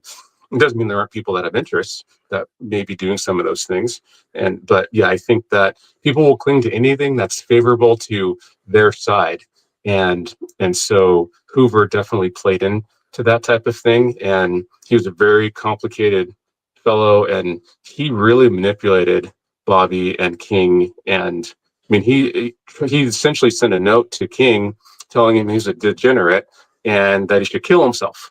I mean, this guy was just off his rocker. Wow. Now, do you need permits to start a cabal? That's so funny. I think that there have been secret societies throughout history, and some of them are organized. I think others are informal, and I think some turn from informal to organized. And it's just if it's known, maybe it's not a secret. So if the Knights Templar are known, are they really a secret? Maybe they are. Maybe they aren't. I don't know. It's just one of those things where we want to be so certain on some of this stuff. And I think some of it's kind of wacky, but some of it's also true. Like, for example, when I researched the fact that the CIA was providing the Black Scarface in the 1980s in Los Angeles drugs to fund a guerrilla war in Latin America, I said, oh, yeah, never heard that in history class. I just Googled how to start a cabal and got like 100 pages of results on how to start your own cabal. Wow. So you're saying that the book is 97%, basically 97% true and 3% fictitious. So if I get this correct, then there's a 3% chance that Kennedy and King live at the end of the book. No, there's a 0% chance at the end. Oh, okay. And it's a very dark book. It starts in tragedy, it ends in tragedy. It chronicles that. But I wanted to kind of give us a holistic unfolding of their tragedy JFK's tragedy, all of the different micro tragedies that were within there. So there's a lot of violence in it. There's a lot of blood in it. I think a lot of the factual accounts sort of just missed those types of things. This was a very difficult time for everyone in America.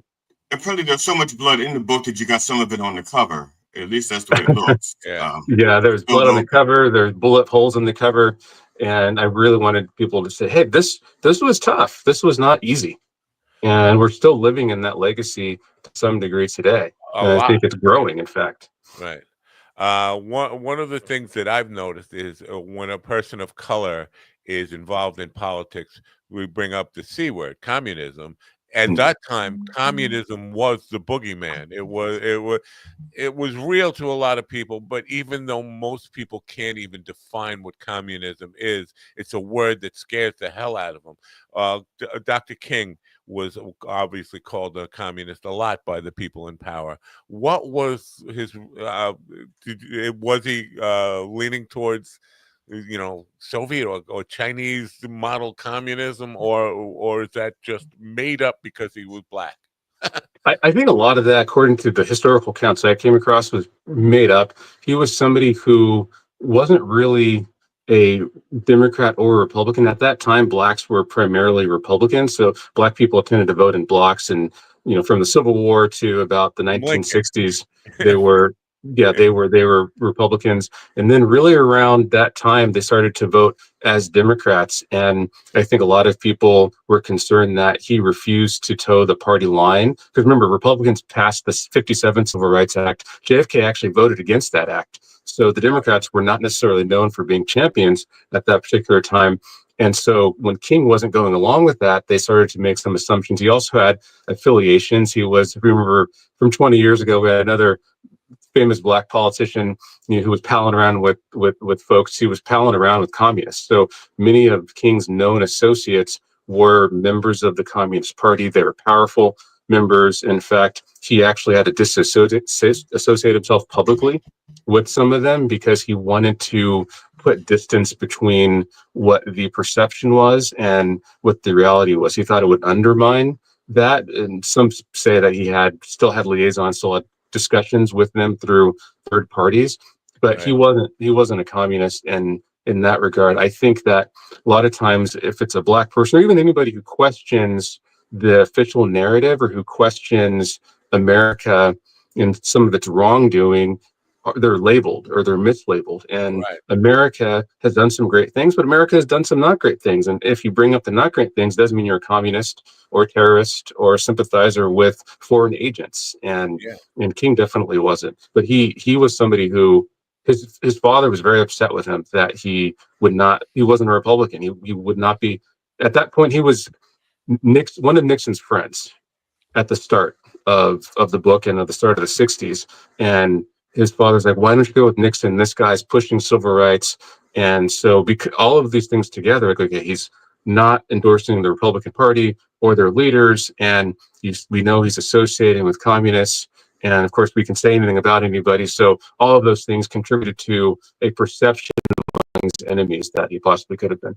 Yeah. Also, back then, the Communist Party was for equal rights and equal work rights and things. So even if black people were not drawn to the Communist Party was drawn toward black causes. And because this is 81. This is probably just before you were born. In 81, I was in Greensboro, North Carolina, and there was a workers' rights protest. And it was led by the Communist Party. But as a matter of fact, there was the Klan attacked the parade or the protest, and the police were told to stay away.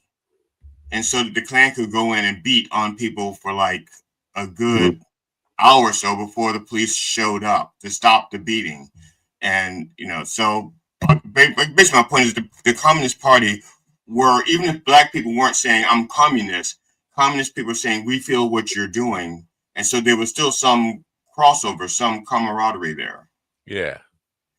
I'm trying to think of a decent analogy or a metaphor to describe that. Not all are this, but all this or that. I can't. Every Venn everything I would diagram. say will The Venn expose me digital as being the diagram. world's worst racist beyond the guy I want to. Did you talk? Do you address the middleman, Lyndon Baines Johnson, in all of this? Because we were kind of discussing this before you got here. Bobby Kennedy was the Attorney General under Johnson, but doesn't the Attorney General just fulfill the executive branch's agenda? So was he on his own, or was he doing Johnson's bidding? That's a fantastic question. So Bobby hated Lyndon Johnson, and the feeling was mutual to the point where Bobby thought Lyndon was unintelligent, that he should know his place, and they essentially were at war in the Kennedy administration. And Bobby wanted to immediately tender his resignation upon JFK's assassination because he simply didn't want to serve Lyndon Johnson. And he stayed on a little while longer. And what's interesting is Lyndon Johnson at the start of the 60s was actually more progressive than Bobby on civil rights. And Lyndon Johnson had the actual tools to get the 64, 65 civil rights acts through. He was the person that had the skill to do it, and Bobby had the morality to do it, but they did not like each other. Bobby refused to testify for the LBJ appointed Warren Commission, which is kind of an anomaly. He just wouldn't do it. And so there were a lot of things that Bobby wanted to thwart LBJ on. And in fact, of course, Bobby ended up running against LBJ. He hated the guy. He didn't think he was taking the country in the right direction. And he was willing to either become president or sink the Democratic Party in the process, because he wanted to essentially deny Johnson any more opportunity to serve as president. Kind of runs in the family, that whole I was gonna say Teddy and Carter. Yeah, there's a contrary nature. Yeah. Well, I was trying to explain this to my wife last night, in that Robert F. Kennedy Jr. was a Democrat, and he decided to completely abandon and burn down the Democratic Party for opportunity. And she said, well, politicians do that all the time. I was like, not to that degree. They don't switch parties and switch completely to the other side. They will see it within a party, like people who were against Trump in the Republican Party now serve Trump. But you don't see Democrats become Republicans or Republicans become Democrats. It's just it speaks to the opportunism within the Kennedy. Well, even if they do it, there's some kind of lag in there. Like Gabby, what's her name? Tulsa, you know, the Hawaiian lady. You know, she was a Democrat, then she became an independent, and then she became a Republican. Right. You know, or there's like a transaction, like the Democratic congressman who was paid and given money, and then he became a Republican. There was a transaction. Maybe she's got a little Kennedy in her, if you know what I mean. A little Kennedy. Yeah. Could be. Listen, you talk about slinging cock. The Kennedy family was all over that. So I wouldn't surprise me. That is true. Yeah. So now, researching this book, you're not a doctor of history. You're a doctor of psychology. The research must have, because there's so much crap that's out there and misinformation. I'm not supposed to say misinformation. I think I can get taken away to jail for saying the word misinformation. But false history, rewrites of history, must have been very difficult to determine what the true facts are of this, trying to piece it all together. Yes? Yeah, absolutely. So I had to really stick to primary sources. I had to stick to academic sources, and also many of the great texts from people like Taylor Branch, and 15, 20 books I sort of went and I researched and I wanted to look into. And what really struck me, Matt, was that none of the accounts actually gave a chronology of all of the events. When I went into it, I knew that there were some speeches and some assassinations, and I thought, okay, surely if I read this, or even do a simple Google, that it'll tell me this happened and this happened and this happened. And I realized none of that was the case. And it's like, this is all over the place. There's nothing that is coherent. And that's why we don't teach it in schools, because there's no sense of it. So that was probably the biggest part of piecing together. For example, this is what was going on in Kennedy's orbit. This is what was going on in King's orbit. This is what was going on with the Black Panthers. This is what's going on with Hoover and the Freedom Riders, and how do they all interconnect? So a lot of times we present history or present these books as though one person's making a decision and there aren't any reactions to that. But they're reacting in real time, like chess players. And so Bobby does this, King does that. King does this, LBJ responds this way. And so putting that together, I think, was the biggest challenge in figuring out, okay, where do, for example, the freedom riders play in all of this? And I mean, to me, they're fascinating because they were led by a young beauty queen who looked white, but she was black. And she essentially was part of the Student Nonviolent Coordinating Committee, and they would train them in nonviolent exercises in warehouses and other places across the country, and they would go through actual simulations of what they would likely encounter. So they would throw coffee in each other's faces, they would punch each other, have dogs stick together after one another, and said, you cannot run away, you cannot fight back, you cannot talk back. So they were a very highly disciplined, organized group. And you wouldn't get that if you were just to read a King account in history or a Kennedy account in history. You have to really kind of get into the weeds of this and bring it back in. It's like, okay, well, this is what they're doing. And, you know, without them, we wouldn't have had any of this. But also without King or Kennedy, wouldn't have had any of this. And so, you know, to me, that was fascinating, and trying to make sure that I was getting the accuracy of it was also challenging because, like you said, there's a lot of dribble out there. Yeah. Is truth dead? Is truth dead? Yeah. Ooh, that's a great question. I don't think truth is dead. My definition of truth is that which best approximates reality.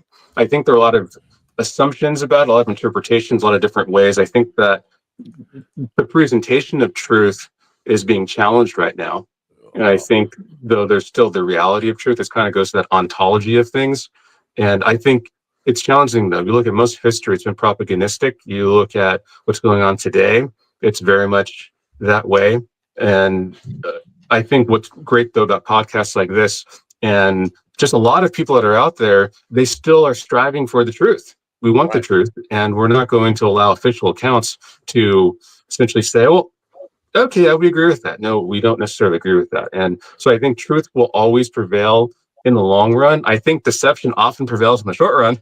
So that's sort of a challenge. You're one of those damn optimists. Who, when you get run over by a car, you can't help it being optimistic. Well, I started the show on a rant about the flat earthers last night, and I think it's a microcosm of society. Is flat earthers claim to want us to be exposed to truth and all this stuff, but when you give them the opportunity to see truth, you can be sure that they're going to say it's fake. You create it, you know, it's all manipulation. You can't trust it. You can't trust the sources and all that stuff. And it's just like, this is where I feel like we are at in society, is that if you present the truth, it's going to be rejected it's not the truth I want to hear. It's not what I want to believe. So I'm going to reject it. I'm the pessimist on that. So, but no, I agree with you. I think all of your statements are lining up with all the research that I'm seeing as well, where people, flat earthers, they want confirmation bias. So you can literally present to them the truth. And without getting too technical, neuroscientists have shown that you can show flat earthers and others the literal truth, literal reality, and their brains cannot process anything that disagrees with their narrative. Like, they're literally physically, neurochemically, neurologically incapable of seeing a different point of view. It's a thing called motivated reasoning in psychology, but it's amazing. And Like and we have algorithms feeding that, and we have media monopolies feeding that. We have lots of stuff feeding that. Right. And you obviously, I mean, I knew this because the fact that you wrote a book, that you must have some optimism and hope for us in order to even have the energy to get past the first paragraph and say, what the hell am I even doing this for? Have the book been out long enough for you to get any response and feedback yet? Oh, that's a great question. So actually comes out in March. So at the time of this recording in January, it comes out here in the next 6 weeks. So I'm extremely excited about it. It's gone out to some folks in Hollywood, maybe turned into a limited series and that way. And I'm hoping that it gets some good response, because I really wanted to, I didn't want to look back on this and think about legacy. I wanted to think about this as a blueprint for what's next. So the 2020s are facing up to be a really challenging time. and what can we learn from this era in history so that we don't repeat those mistakes. And yeah, I was very optimistic about it. There are times I struggle with pessimism and I struggle with cynicism. And then I think about the people who have changed history, and they struggle with it too, but they still kind of dig in and they overcome some of those things. And they say, okay, we got to get out there and do this. Dr. King, for example, obviously people would know him as an optimist, but he struggled with clinical depression and he wasn't certain about what he was doing. He was constantly unsure, and he just didn't know where to go all the time. Didn't always have the answers. And so that's why I wanted to kind of go in there like, hey, this guy literally had PTSD. Wow. Yeah. And he still was able to do things. A big part of the world we live in is now people have hidden access to you. So you're going to put your book out there, it's going to be published, and then people with relative anonymity will be able to go on there and just throw hate at you in ways that you can't imagine. I've experienced this overwhelmingly on YouTube, and every place I publish content is you put stuff out there with the best of intentions of exposing truth and common good. My wife said last night, she accused me of being all the way on the left. I said, there is no left. There is right and wrong, and I'm on the side of right.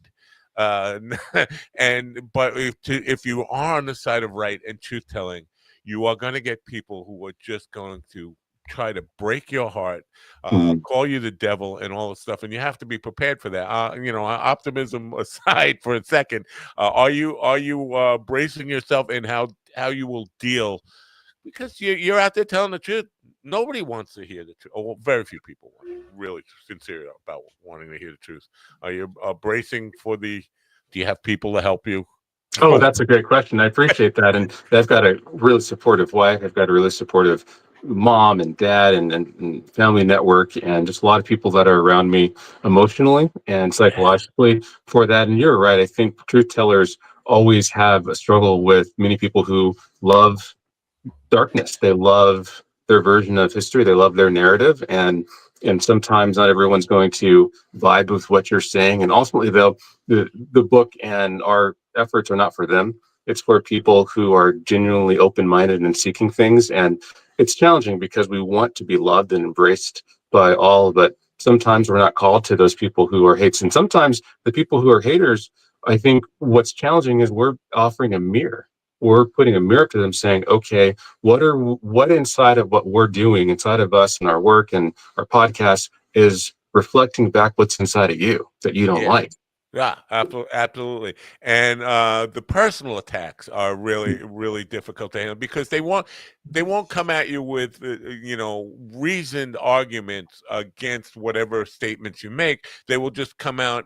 But I think in this sense, and this is what I want to talk about for the people in the audience who probably have not read the full description here, I think you are the ideal person to combat this because you probably are used to personal attacks with your very diverse background and heritage and everything that you've experienced in life. Is that a fair statement? Yeah, I would say, and for our audience, I'm part Black, part white, part Native American, grew up with 2 white parents, and I'm mostly in a neighborhood with Jewish and Asian best friends. And so I've never been a part of the majority. Anywhere I've gone, I've always been the other. I've always sort of looked at things through other people's perspectives. And before I thought that made me an oddball and that there's something wrong with me, that I should be ashamed of it. Then I realized it's actually a superpower because I'm able to see how people think and live and operate among them and understand that we're more alike than we are unalike, but people don't necessarily see it that way. And people want their perspective. What I found is crazy, Matt. 90% of people don't reflect on their own intentions, their own motivations, the decisions that they're making, their own histories. And so I know a lot of times if there's hatred that's put out toward us, it's because they have been reflective. Socrates said, the unexamined life is not worth living. And I think that's still true today. A lot of people are not examining themselves. It's so much easier to put the blame on somebody else instead of saying, well, what part am I playing in all of this? And I think a lot of times, especially online, where people are putting hateful vitriol at us, they're not examining like, who am I right now? Why am I doing this? Because they're so upset with somebody else. Yeah. But quite often, I just have a tendency to believe that most people are it's not that most people are incapable of reflecting upon themselves, which is why they surround themselves with people so they can see if they really want to know about themselves. It's easier to do it through the eyes of others. So you surround you. So like if you're like a nasty, mean bastard, but you don't want to see that you're a nasty, mean bastard, some of your closest friends are going to be nasty, mean bastards, so that you can see what a nasty, mean bastard looks like, and then you're like, oh, wait a minute, that's me also. Yeah. But I want to bring something to. You wrote about 48 laws of happiness. I'm going to tax your memory. I don't know how long ago this was. 48 laws of happiness. In my mind, there's only one law of happiness. Choose happiness. And then everything else is just how you go about choosing happiness. So is that what the crux of the books is? Or are there actually 48 laws of happiness, like the Eightfold Path or Four Noble Truths? Yeah, no, I think you boil it down to it's making that choice. And for me, I wrote it because I would hear that and I wondered, I'm a very practical person.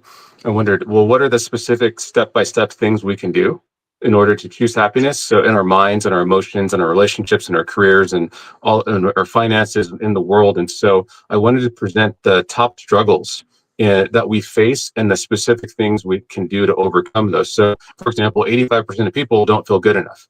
And so oftentimes we mask that. It could be with a bottle, with a needle, with ambition, with success, with entertainment, with being weekend warriors for hobbies. And how do we overcome those types of things and just saying, okay, some of those things can be good, although some are bad, but we're good enough on our own. We're a beautiful masterpiece on our own. And so I wanted to walk through some of these things. How do you not compare yourself to others? How do you get along in your relationships with people? And how do you get along with coworkers that are terrible? And so I wanted to give some really practical details. They're science-based that can also be very, very helpful. And I basically combined science and stories from around the world, sort of chicken soup style, where we got stories from every continent and from people from every background, religion, ethnicity, etc. And they were able to basically share how they overcame things, and we just backed it up with that science. But I think you're exactly right. It's we have to choose it, and then here are some ways we can choose it. Not the only ways we can choose it. These aren't the only laws we can follow, but they are helpful for a lot of people. Yeah, and I think you hit on two epidemics that we have going on. An epidemic of fear of introspection, and this epidemic of we're not happy with who we are. Everybody wants to be somebody they're not. And then you see this portrayed on social media where we're just phony as can be. It even to the point people will blame the prevalence of people, transsexuals on all this kind of stuff. I think it's just people just not being happy who they are. Everybody wants to be somebody else. I'm not happy with it. Well, and it doesn't have to be on a gender basis. It could be on anything. I'm just not happy with who I was born to be. I want to be somebody else. And it's really no, absolutely. I think people always think the grass is greener, and they realize when they get a little bit older, it's actually not greener. And that was me for the longest time. I thought that, that I was very ambitious when I was younger, that if I would only achieve being number one in my high school class and working at this prestigious institution and doing that, all of a sudden I would find happiness. And what I found was dopamine, which I confused for happiness. I got that rush, and then I realized 2 weeks after I got a dream job that I was back to my default state. It's like, well, why is this? I thought this was my dream workplace, and it's become a nightmare because I wanted to find happiness outside instead of looking inside. Instead of doing that deep interior work that is more challenging, like you said, the introspection, it's really hard because we uncover some things. I believe every person has an animal soul and a divine soul. And when we look at the animal side, we realize, whoa, there's some things in me that I got to change. Yeah. Now, when does the book, do you have an official release date? Yeah, March 10th, 2025. So here in a few weeks. Okay. And people can go to robcarpenter.org. Was drrob.com taken? So I have different ones, and the reason I don't have robcarpenter.com is because it was $37,000 on GoDaddy, and I said that's a little bit too pricey. Really? Wow. You didn't just whip that money out of your other pants pocket? I know, right? Did you look in the sofa between the cushion seats? Exactly. I just bought a .live because mattnapo.com was taken. A .live I got for $1.98. Nice. So, but nobody knows .live yet, so that's why. But yeah, I think it's a great subject for writing a book on. Now, I'm not sure, like people from Steven's generation, and not to pick on millennials, but I'm not sure how much they connect to history, or whether this stuff is even being taught yet in the school level about our history from 50, 60 years ago. But it's an important subject to revisit, important subject to enlighten people about what was really going on and to learn from, so we don't repeat. But I feel like everything we're told, never forget, keeps coming back in short order now. We forget really quick. So yeah. And also you can tell how important something is in history by how it's reclaimed and renamed. You know, you can tell the impact, even if how the impact, like, you know, for example, just slavery. Okay, if slavery was not so impactful on this country, they wouldn't be trying to rewrite it as the Atlantic Triangle trade, or was American Atlantic Trade Triangle. I can't remember what they're calling it now. Yeah, the transatlantic trade. Yeah. Yeah. So same thing with Martin Luther King. Even the most recent resident of the White House was trying to integrate King and make it sound like the King would endorse the resident, you know, Trump. No. What's that, Matt? You know, we can't say what anybody would have done, but I can't imagine him being supportive of that in any way, from what I know of him. But yeah, but as I said, but they all want, you know, because like it was recounted earlier, Martin Luther King was not popular when he was alive, not real popular. And then later on, it's like he's everybody's hero, regardless of where they stood on the issue. You know, they could be segregationists and say, well, we just think Martin Luther King would like the fact that we don't want to judge people by the content of their character. And it's not our fault that blacks don't have character to be judged on. It's not our fault. But we should judge them on their character. Right. What you say? So, Rob, we have to move on. But I want to say this because I am going to read the book, and publishing has changed. It's not like the book is only important before launch and a couple of months after launch. If at some point in the future, and it could be in the near future, you want to come back, I'm going to read the book and be more informed about the story within the book. If you want to come back sometime and give it another boost, remind people that it's out there after I've read it, I would love to have you back. Absolutely. It's my honor. I really appreciate you. Come back in February when we have like nothing but black authors for the whole month. Or in June. Hey, I'm for it. I don't know that's true. I don't think I haven't looked at the schedule for February, but I don't know. I should have told you, man. I bumped all the white authors in February. I bumped them all. I asked them to reschedule for March Madness. All right, cool. All right. All right. Well, thanks for being here, Rob. RobCarpenter.org, people, and go find out about the book and make sure you get it. Can they order in advance of March? Yeah, it's available for pre-orders now, and yeah, super excited about it. Very cool. Well, thanks for being here. Thanks so much. Appreciate you all. All right, bye for now. Rob Carpenter, Dr. Rob, folks. Dr. Rob. You know what, PD, what were you saying about Dr. King there? Because he's not all that popular now. I mean, well, I admire what he did and what he said, but there's a lot of people who just want to still crucify him. They'd like to dig him up and kill him all over again. Especially within that Trump party. Trump might be trying to kind of attach himself to King's legacy in order to get black votes and minority votes. Right. But the party... That's all I was saying. I said they try to reclaim and rename, not that they endorse it, but they I think he said he's more popular than ever, and I think not more popular than ever. People.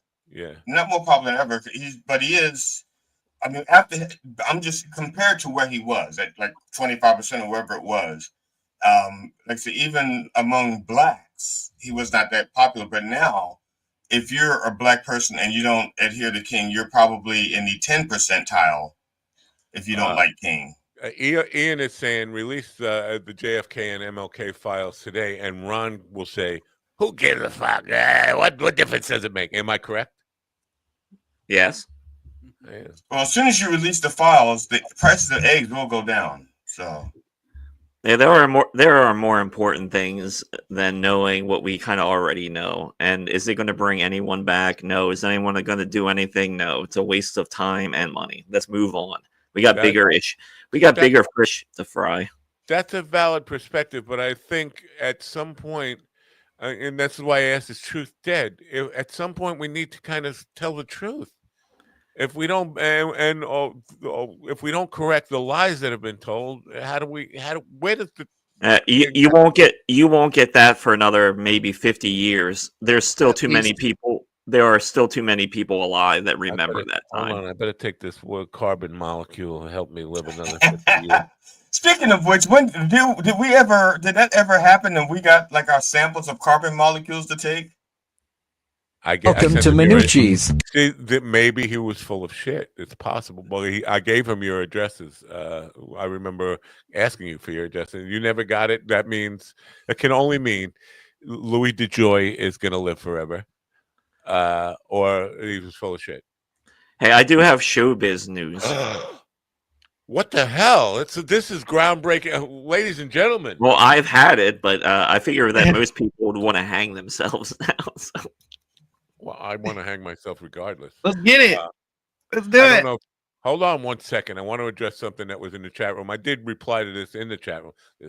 Wow. I sent him a note. I already sent him a note telling him to book himself. All right. Book himself. You book. Go book yourself. Yep. Yeah, go book yourself. Now I have to remember how to do showbiz. It's been so fucking long since I've done showbiz.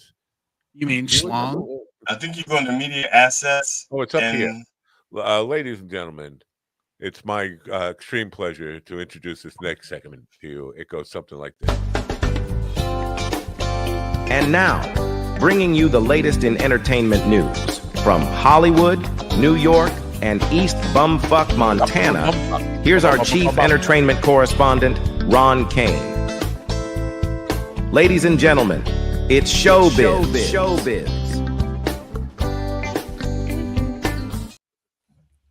Showbiz, everybody. And speaking of showbiz, I just need to make a quick mention.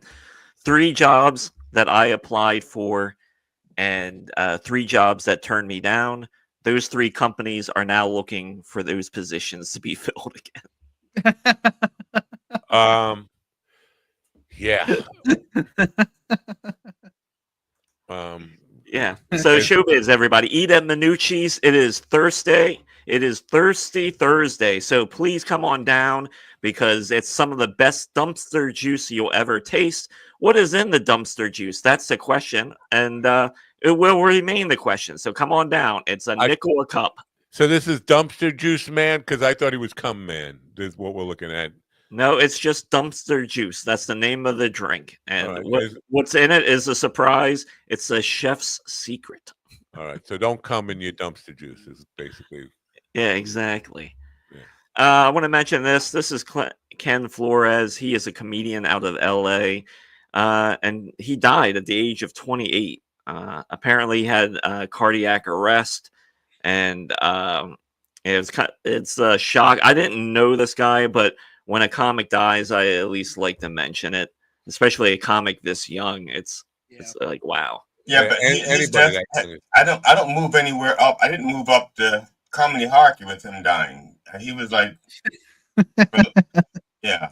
Stop making it about yourself, GD, and move on. Fucking A. I mean, come on. Yeah. Speaking of moving on, Super Bowl ads are out now. If you're a psychopath that loves to watch TV commercials, they are out there.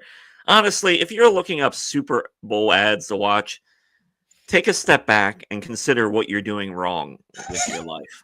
Yeah. I mean, that's all I can say to you. It's just so bizarre to me that this has become, it started probably in the early 80s as a thing, like the Super Bowl, the commercials were as important as the fucking game. And then people who don't even care about football are just watching it for fucking commercials, realizing that a commercial is an attempt to manipulate you into buying something you don't want or need. Yes. It's just how fucked up is society, man? Well, this is how we come together as a country, because a 30-second commercial will tell you racism is bad. Then all of a sudden, everyone will go, "Oh shit, it's bad." Right. When is the game? What do we have the date for the game? It's not this Sunday. It is, what is it, February 9th. Wow. Just keep moving it back. Sooner or later, it will be in April. Well, they want to do it on They want to have it on President's Day weekend, so there's a 4-day weekend. Oh, yeah. Thank you for that. Thank you for lying again. While we're talking about football, this is technology based. So Sony is working on this system called the Hawkeye system, and it's already been tested once or twice, and I guess they're planning on testing it again the upcoming preseason. But essentially, what this system does, it uses AI and multiple 8K cameras to get rid of the chain gang in football. So the future is going to be, it's all going to be electronic, and there will be no more chain gangs at football games. After we're done, ask me about my $9 billion folly regarding, that's all I have to say, $9 billion mistake. And I have a story related to this. Okay. I'm not sure, Ron. Okay, because the purpose of the chain gang basically is so that the quarterbacks and the receivers know where they need to go to get the first down, and they see like this physical orange thing. Yep. So unless there's going to be something to replace that little orange marker, like a light that they shine down or something, it's because it won't help the quarterback and the receivers at all. Now this system does work, and however they're going to do that, whether it's just like one person has to lay down the marker, but apparently AI and all these cameras eliminate them, and the part of the reason they want to eliminate that because it takes too much time from the game. So they're just trying to figure out ways and people they don't have to pay to make the games run faster. And also, because when they send the ball like inches away, they bring the chain gang out, and they stick the poles and say, okay, and that will go away because AI can figure it out to the exact pinpoint destination on the field where it should be. They can't even figure out how to say Matt Napo. That's where we are. Anything to make the game faster and more efficient. That's what they're looking for. Because games are running like 3.5 hours. And I think it was a couple years ago, there was a study that came out. A football game is like 3.5 hours, and there's only like actually 13 minutes of gameplay. In that from hype to from the ball, when the ball being live to the ball being dead. And because they did the same survey, and the best game, oddly enough, was soccer. I think back then. Because soccer, the ball was almost always moving. Yeah. And baseball was the worst. And some of that does help though, because these games are played by humans, and humans do need to rest and breathe occasionally. And pee, and order a beer and a hot dog and all that stuff. So exactly. Yeah. All right. So Howie. Howie is he doubles down. Apparently, he had Bill Burr on his podcast. Then, as a surprise guest, he brought on Billy Corgan. And you're like, well, why does this matter? Apparently, there's a story that's going around that Bill Burr and Billy Corgan are half brothers because they have the same father. Because Bill Burr's dad traveled and he was a musician, and so there is speculation and belief that these two are related. And they both have smashed pumpkin heads. Yes, they look very much alike. So it's very possible. But Bill Burr did not like being ambushed like this, and he basically doubled down and just trashed Howie Mandel. I could see that. Burr is not the kind of guy you want to pull this kind of fucking stunt on. He will bury you. And he's just not friendly to those kind of that kind of nonsense. So he doesn't hate him, and I'm paraphrasing, but Bill Burr said, you can't really hate the guy because he's a germaphobe. I mean, he keeps his arms crossed and won't even touch his own curtains. So what am I going to do with this guy? Wow. Yeah. Howie's kind of a dick. Howie's kind of a dick. Yeah. Oh, yeah, for sure. I know everyone's been asking about this, but Cardi B has a new piercing, and apparently she got her butthole pierced. And yes, and the images are out there because she posted it to her socials. Whoa! Okay, hold on, let me look this up. No, please don't. You'll ruin your internet browser history forever. It's already ruined. The algorithm will just tag you as a guy who's interested in butthole. This isn't even the weirdest thing I've Googled today. It's okay. Let's forget that because you've now, already... is the piercing like across the hole? So when the stuff comes out, it splits in half into two pieces like a banana split, or like the Play-Doh Fun Factory? Yeah, yeah. Who knows? It just seems like such a impractical place to have a piercing. It's kind of at the top of her butt crack.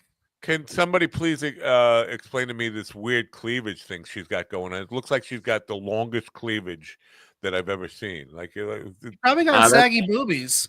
That's her big fake boobs. That's it. I don't know. It's like she's already got old lady saggy boobs trying to squeeze them together, but they touch her knees. Well, the worst part is when you hang out, you're like, do I smell like leftover corn? Yeah. Well, that piercing did absolutely nothing for me. So she can't use the public restroom. She can only use restrooms where they have bidets. Yeah. Otherwise, you'll have Kleenex sticking to the piercing, I guess. Evil says, well, now when she twerks, you hear a jingle jangle. I got spurs that jingle jangle jingle. Sounds like a pocket full of quarters over there. Yeah. So if you're interested, that is out there. If you're interested, go see a shrink. Go ahead.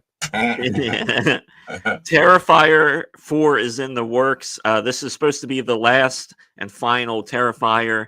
And for all you Terrifier fans out there, apparently this movie is going to delve into the backstory of Art the Clown. And as of right now, the director or creator is saying it's going to be the last one in this. I'm confused because didn't the third just come out and bomb? No, the third one came out in around Christmas. And did well. Okay. The first one did all right. The second one kind of blew it into the stratosphere. The third one did very well. And for a little horror movie that's just a couple $1 million, they've made a shit ton of money off of it. Now, you said one didn't do that well to begin with. I'm just saying relatively well but since 2 and 3 took off, did 1 pick back up? Like, did people go back and rewatch 1 so it became popular? Sure Yeah, because the first one kind of lays out the story, so it makes sense on the first one that maybe some people don't like it after their first viewing. But then this is one of these movies that if you're into it and you start watching it again, you're like, oh, I do like this. So it's for it. Like if you're into extreme gore, this is the horror series for you. I'm out. I'm just saying this is the one bad thing about DVDs not being as popular, because something like this would be like a great 4-box set. You know what I'm saying? As opposed to being sitting online. I'm sure they'll do something like that. It has a cult following now. It's going to end up with a bunch of merch.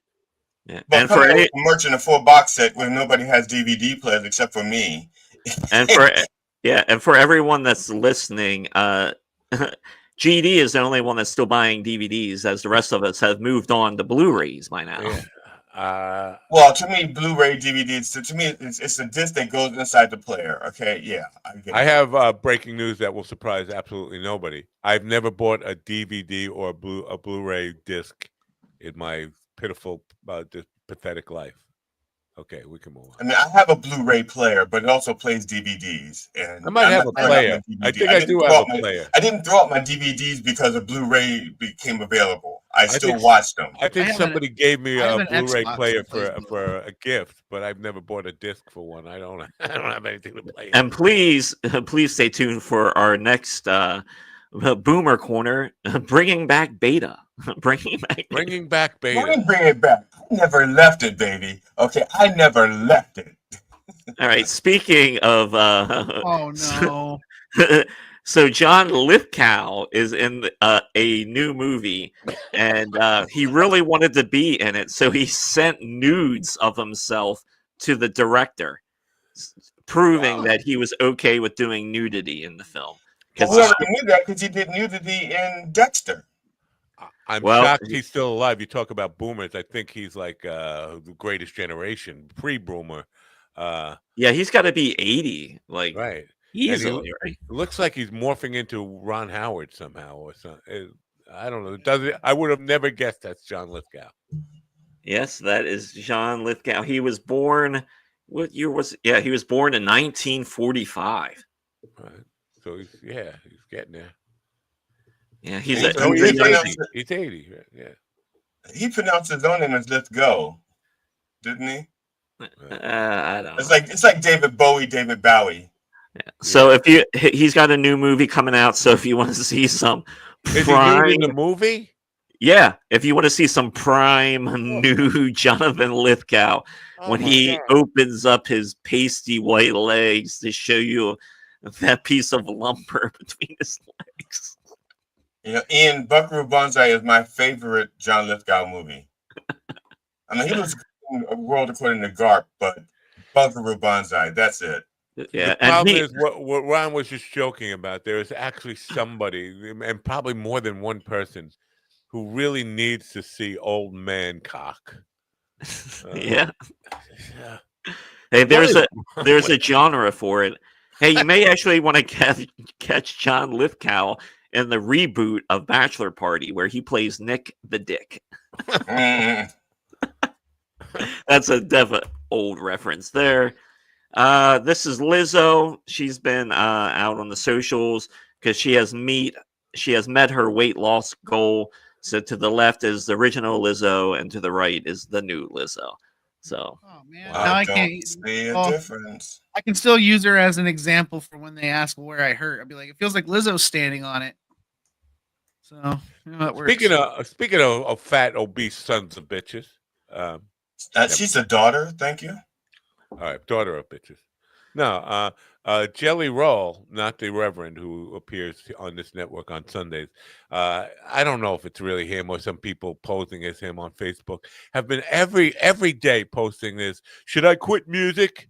Should I stop doing music? And people respond to that. And I was like, I just hope is that you just stop posting this shit every day, because this pitiful need for constant affirmation, or it's just unbelievable. And then he followed me, and he sent me a DM wanting to be friends. I'm like, this can't be the real Jelly Roll. Why?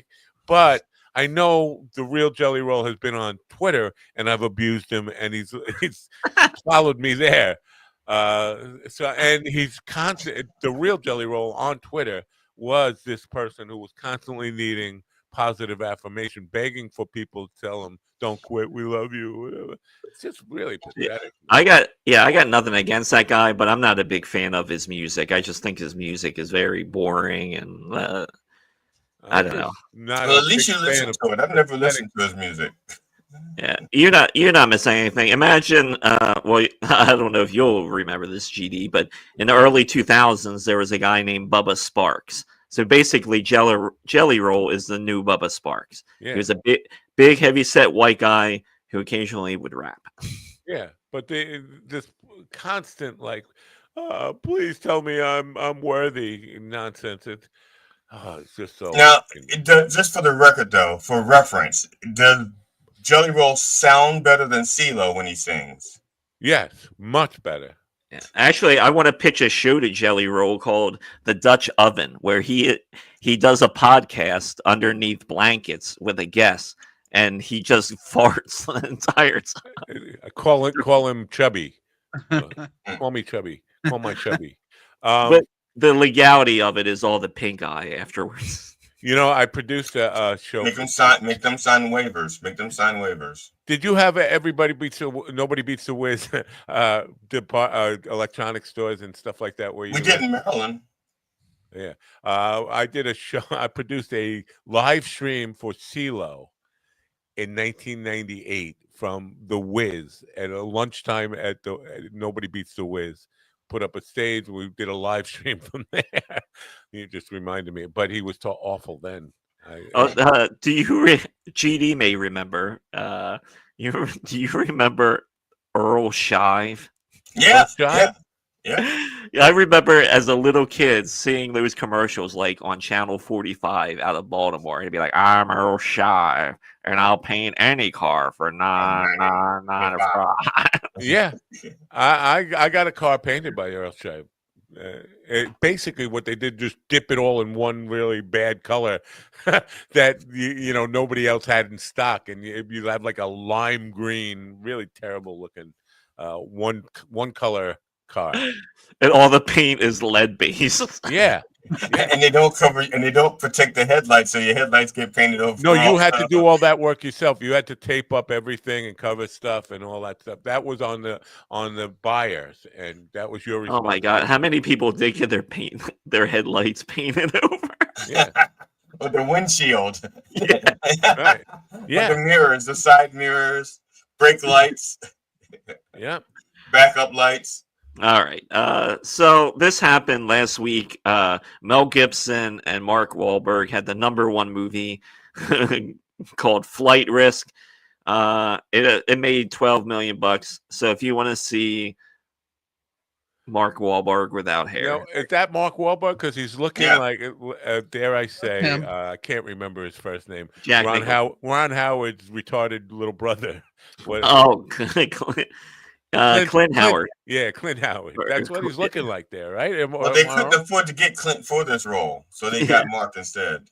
Because Clint, they priced himself way out of the market. And he's got a Gorbachev going on. Yeah. Yeah. So it's there if you want it. TV wise, White Lotus season 3. The trailer has dropped. This releases February 16th on Max. The first 2 seasons of the White Lotus have all been pretty excellent. So season 3 drops. If you don't know what the show is, it is worth checking out. It's just every season is about what's going on at a very high-priced resort, and so there's a lot of interesting stories, murder, and things like that. Wow. Don't be hating. Snoop Dogg is still getting pushback for performing at that crypto event during the Trump inauguration, even though Trump wasn't there. So people have been really dogging on him, no pun intended. And even DL Hughley came out and said, hey, we kind of get like why you do the gig, but then to sit here and shit on black people is like another thing. So I'm paraphrasing for what DL Hughley said. So this story hasn't gone away, and it's still kind of haunting Snoop at this point. Snoop Dogg's getting kind of old, long in the tooth there. Or he's looking kind of, I don't know, old. Yeah, I think he's late 50s now. Yeah. All right. And his hairline has receded way further than mine. So enjoy the suffering, everybody. Really? Well, okay, Ron. Now I have to ask you, because I was going to wait to you. It seems that you neglected the fact that Garth Hudson died. Okay, he was the last surviving member of the band, and he died, and it's like nothing. And I thought you were a huge band fan. I did. I thought you were like their #1 fan, and I'm disappointed and hurt. All right, enjoy the suffering, everybody. I think we just did. I felt like I was just enjoying that suffering.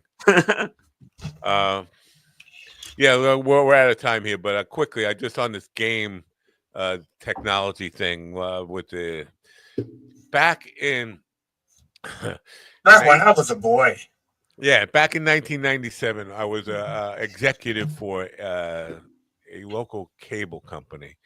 And not just local, they were tri-state, but the idea was they were developing a new set-top box with an application called Game Director, which allowed the users at home to select their own and be their own director and choose camera shots, zoom in and all this stuff, and control some remote control cameras, but also choose which handheld man-operated cameras they were going to put in the shot, choose the audio and all this stuff.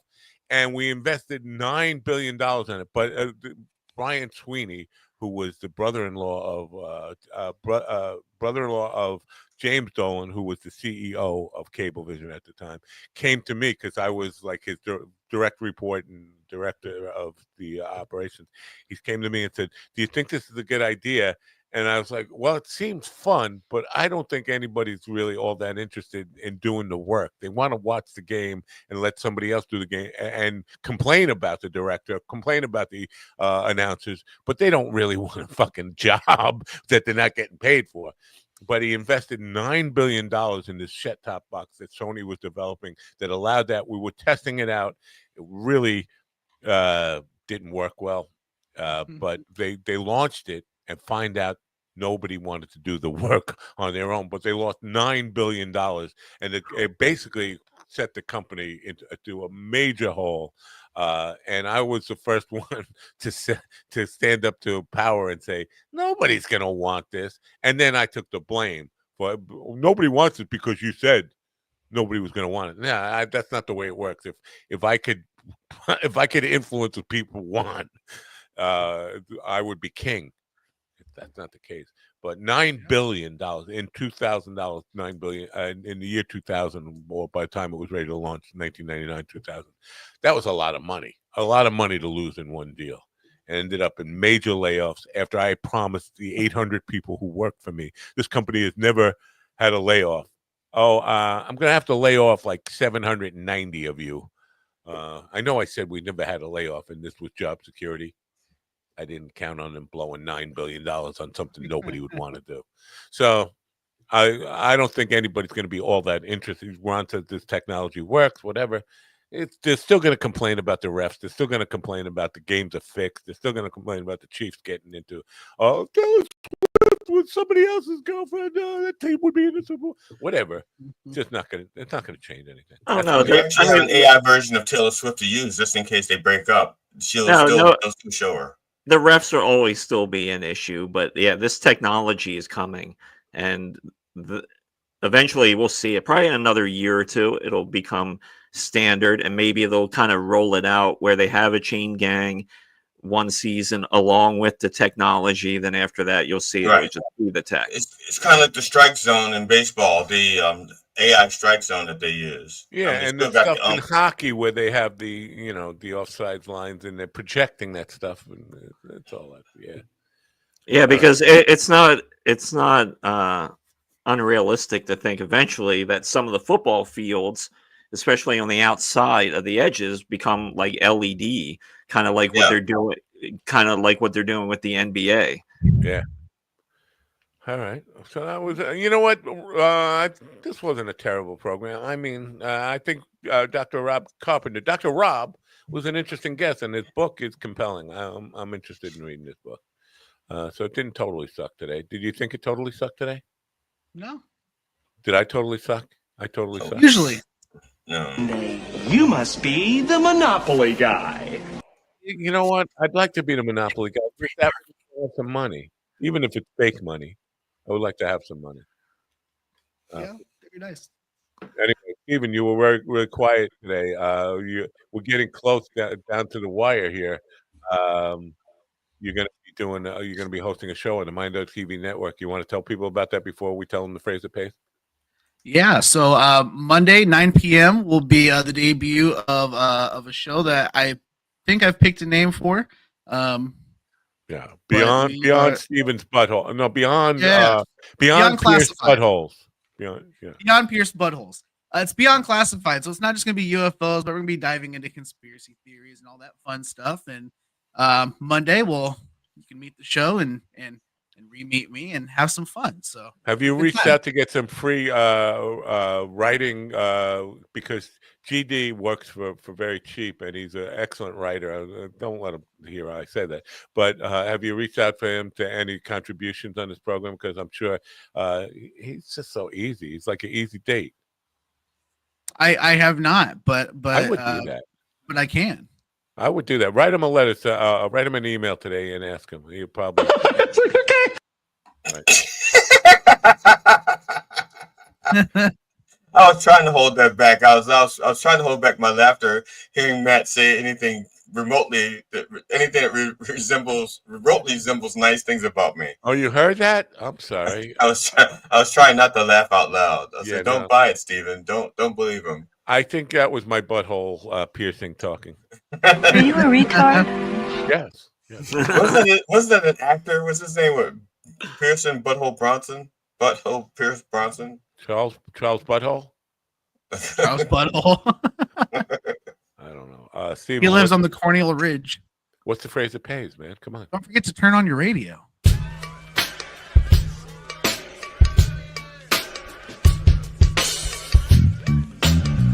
Finish inside me. Finish inside me. You must be the Monopoly guy.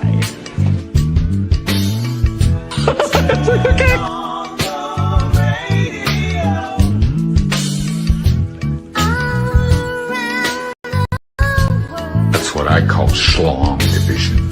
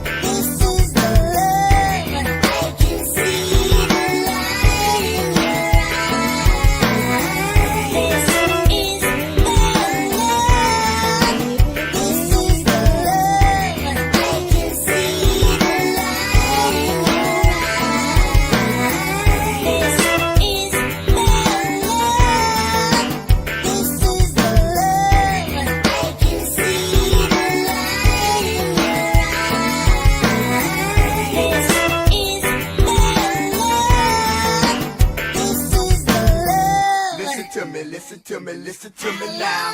Listen to me, listen to me, listen to me now. Listen to me, listen to me, listen to me now. Listen to me, listen.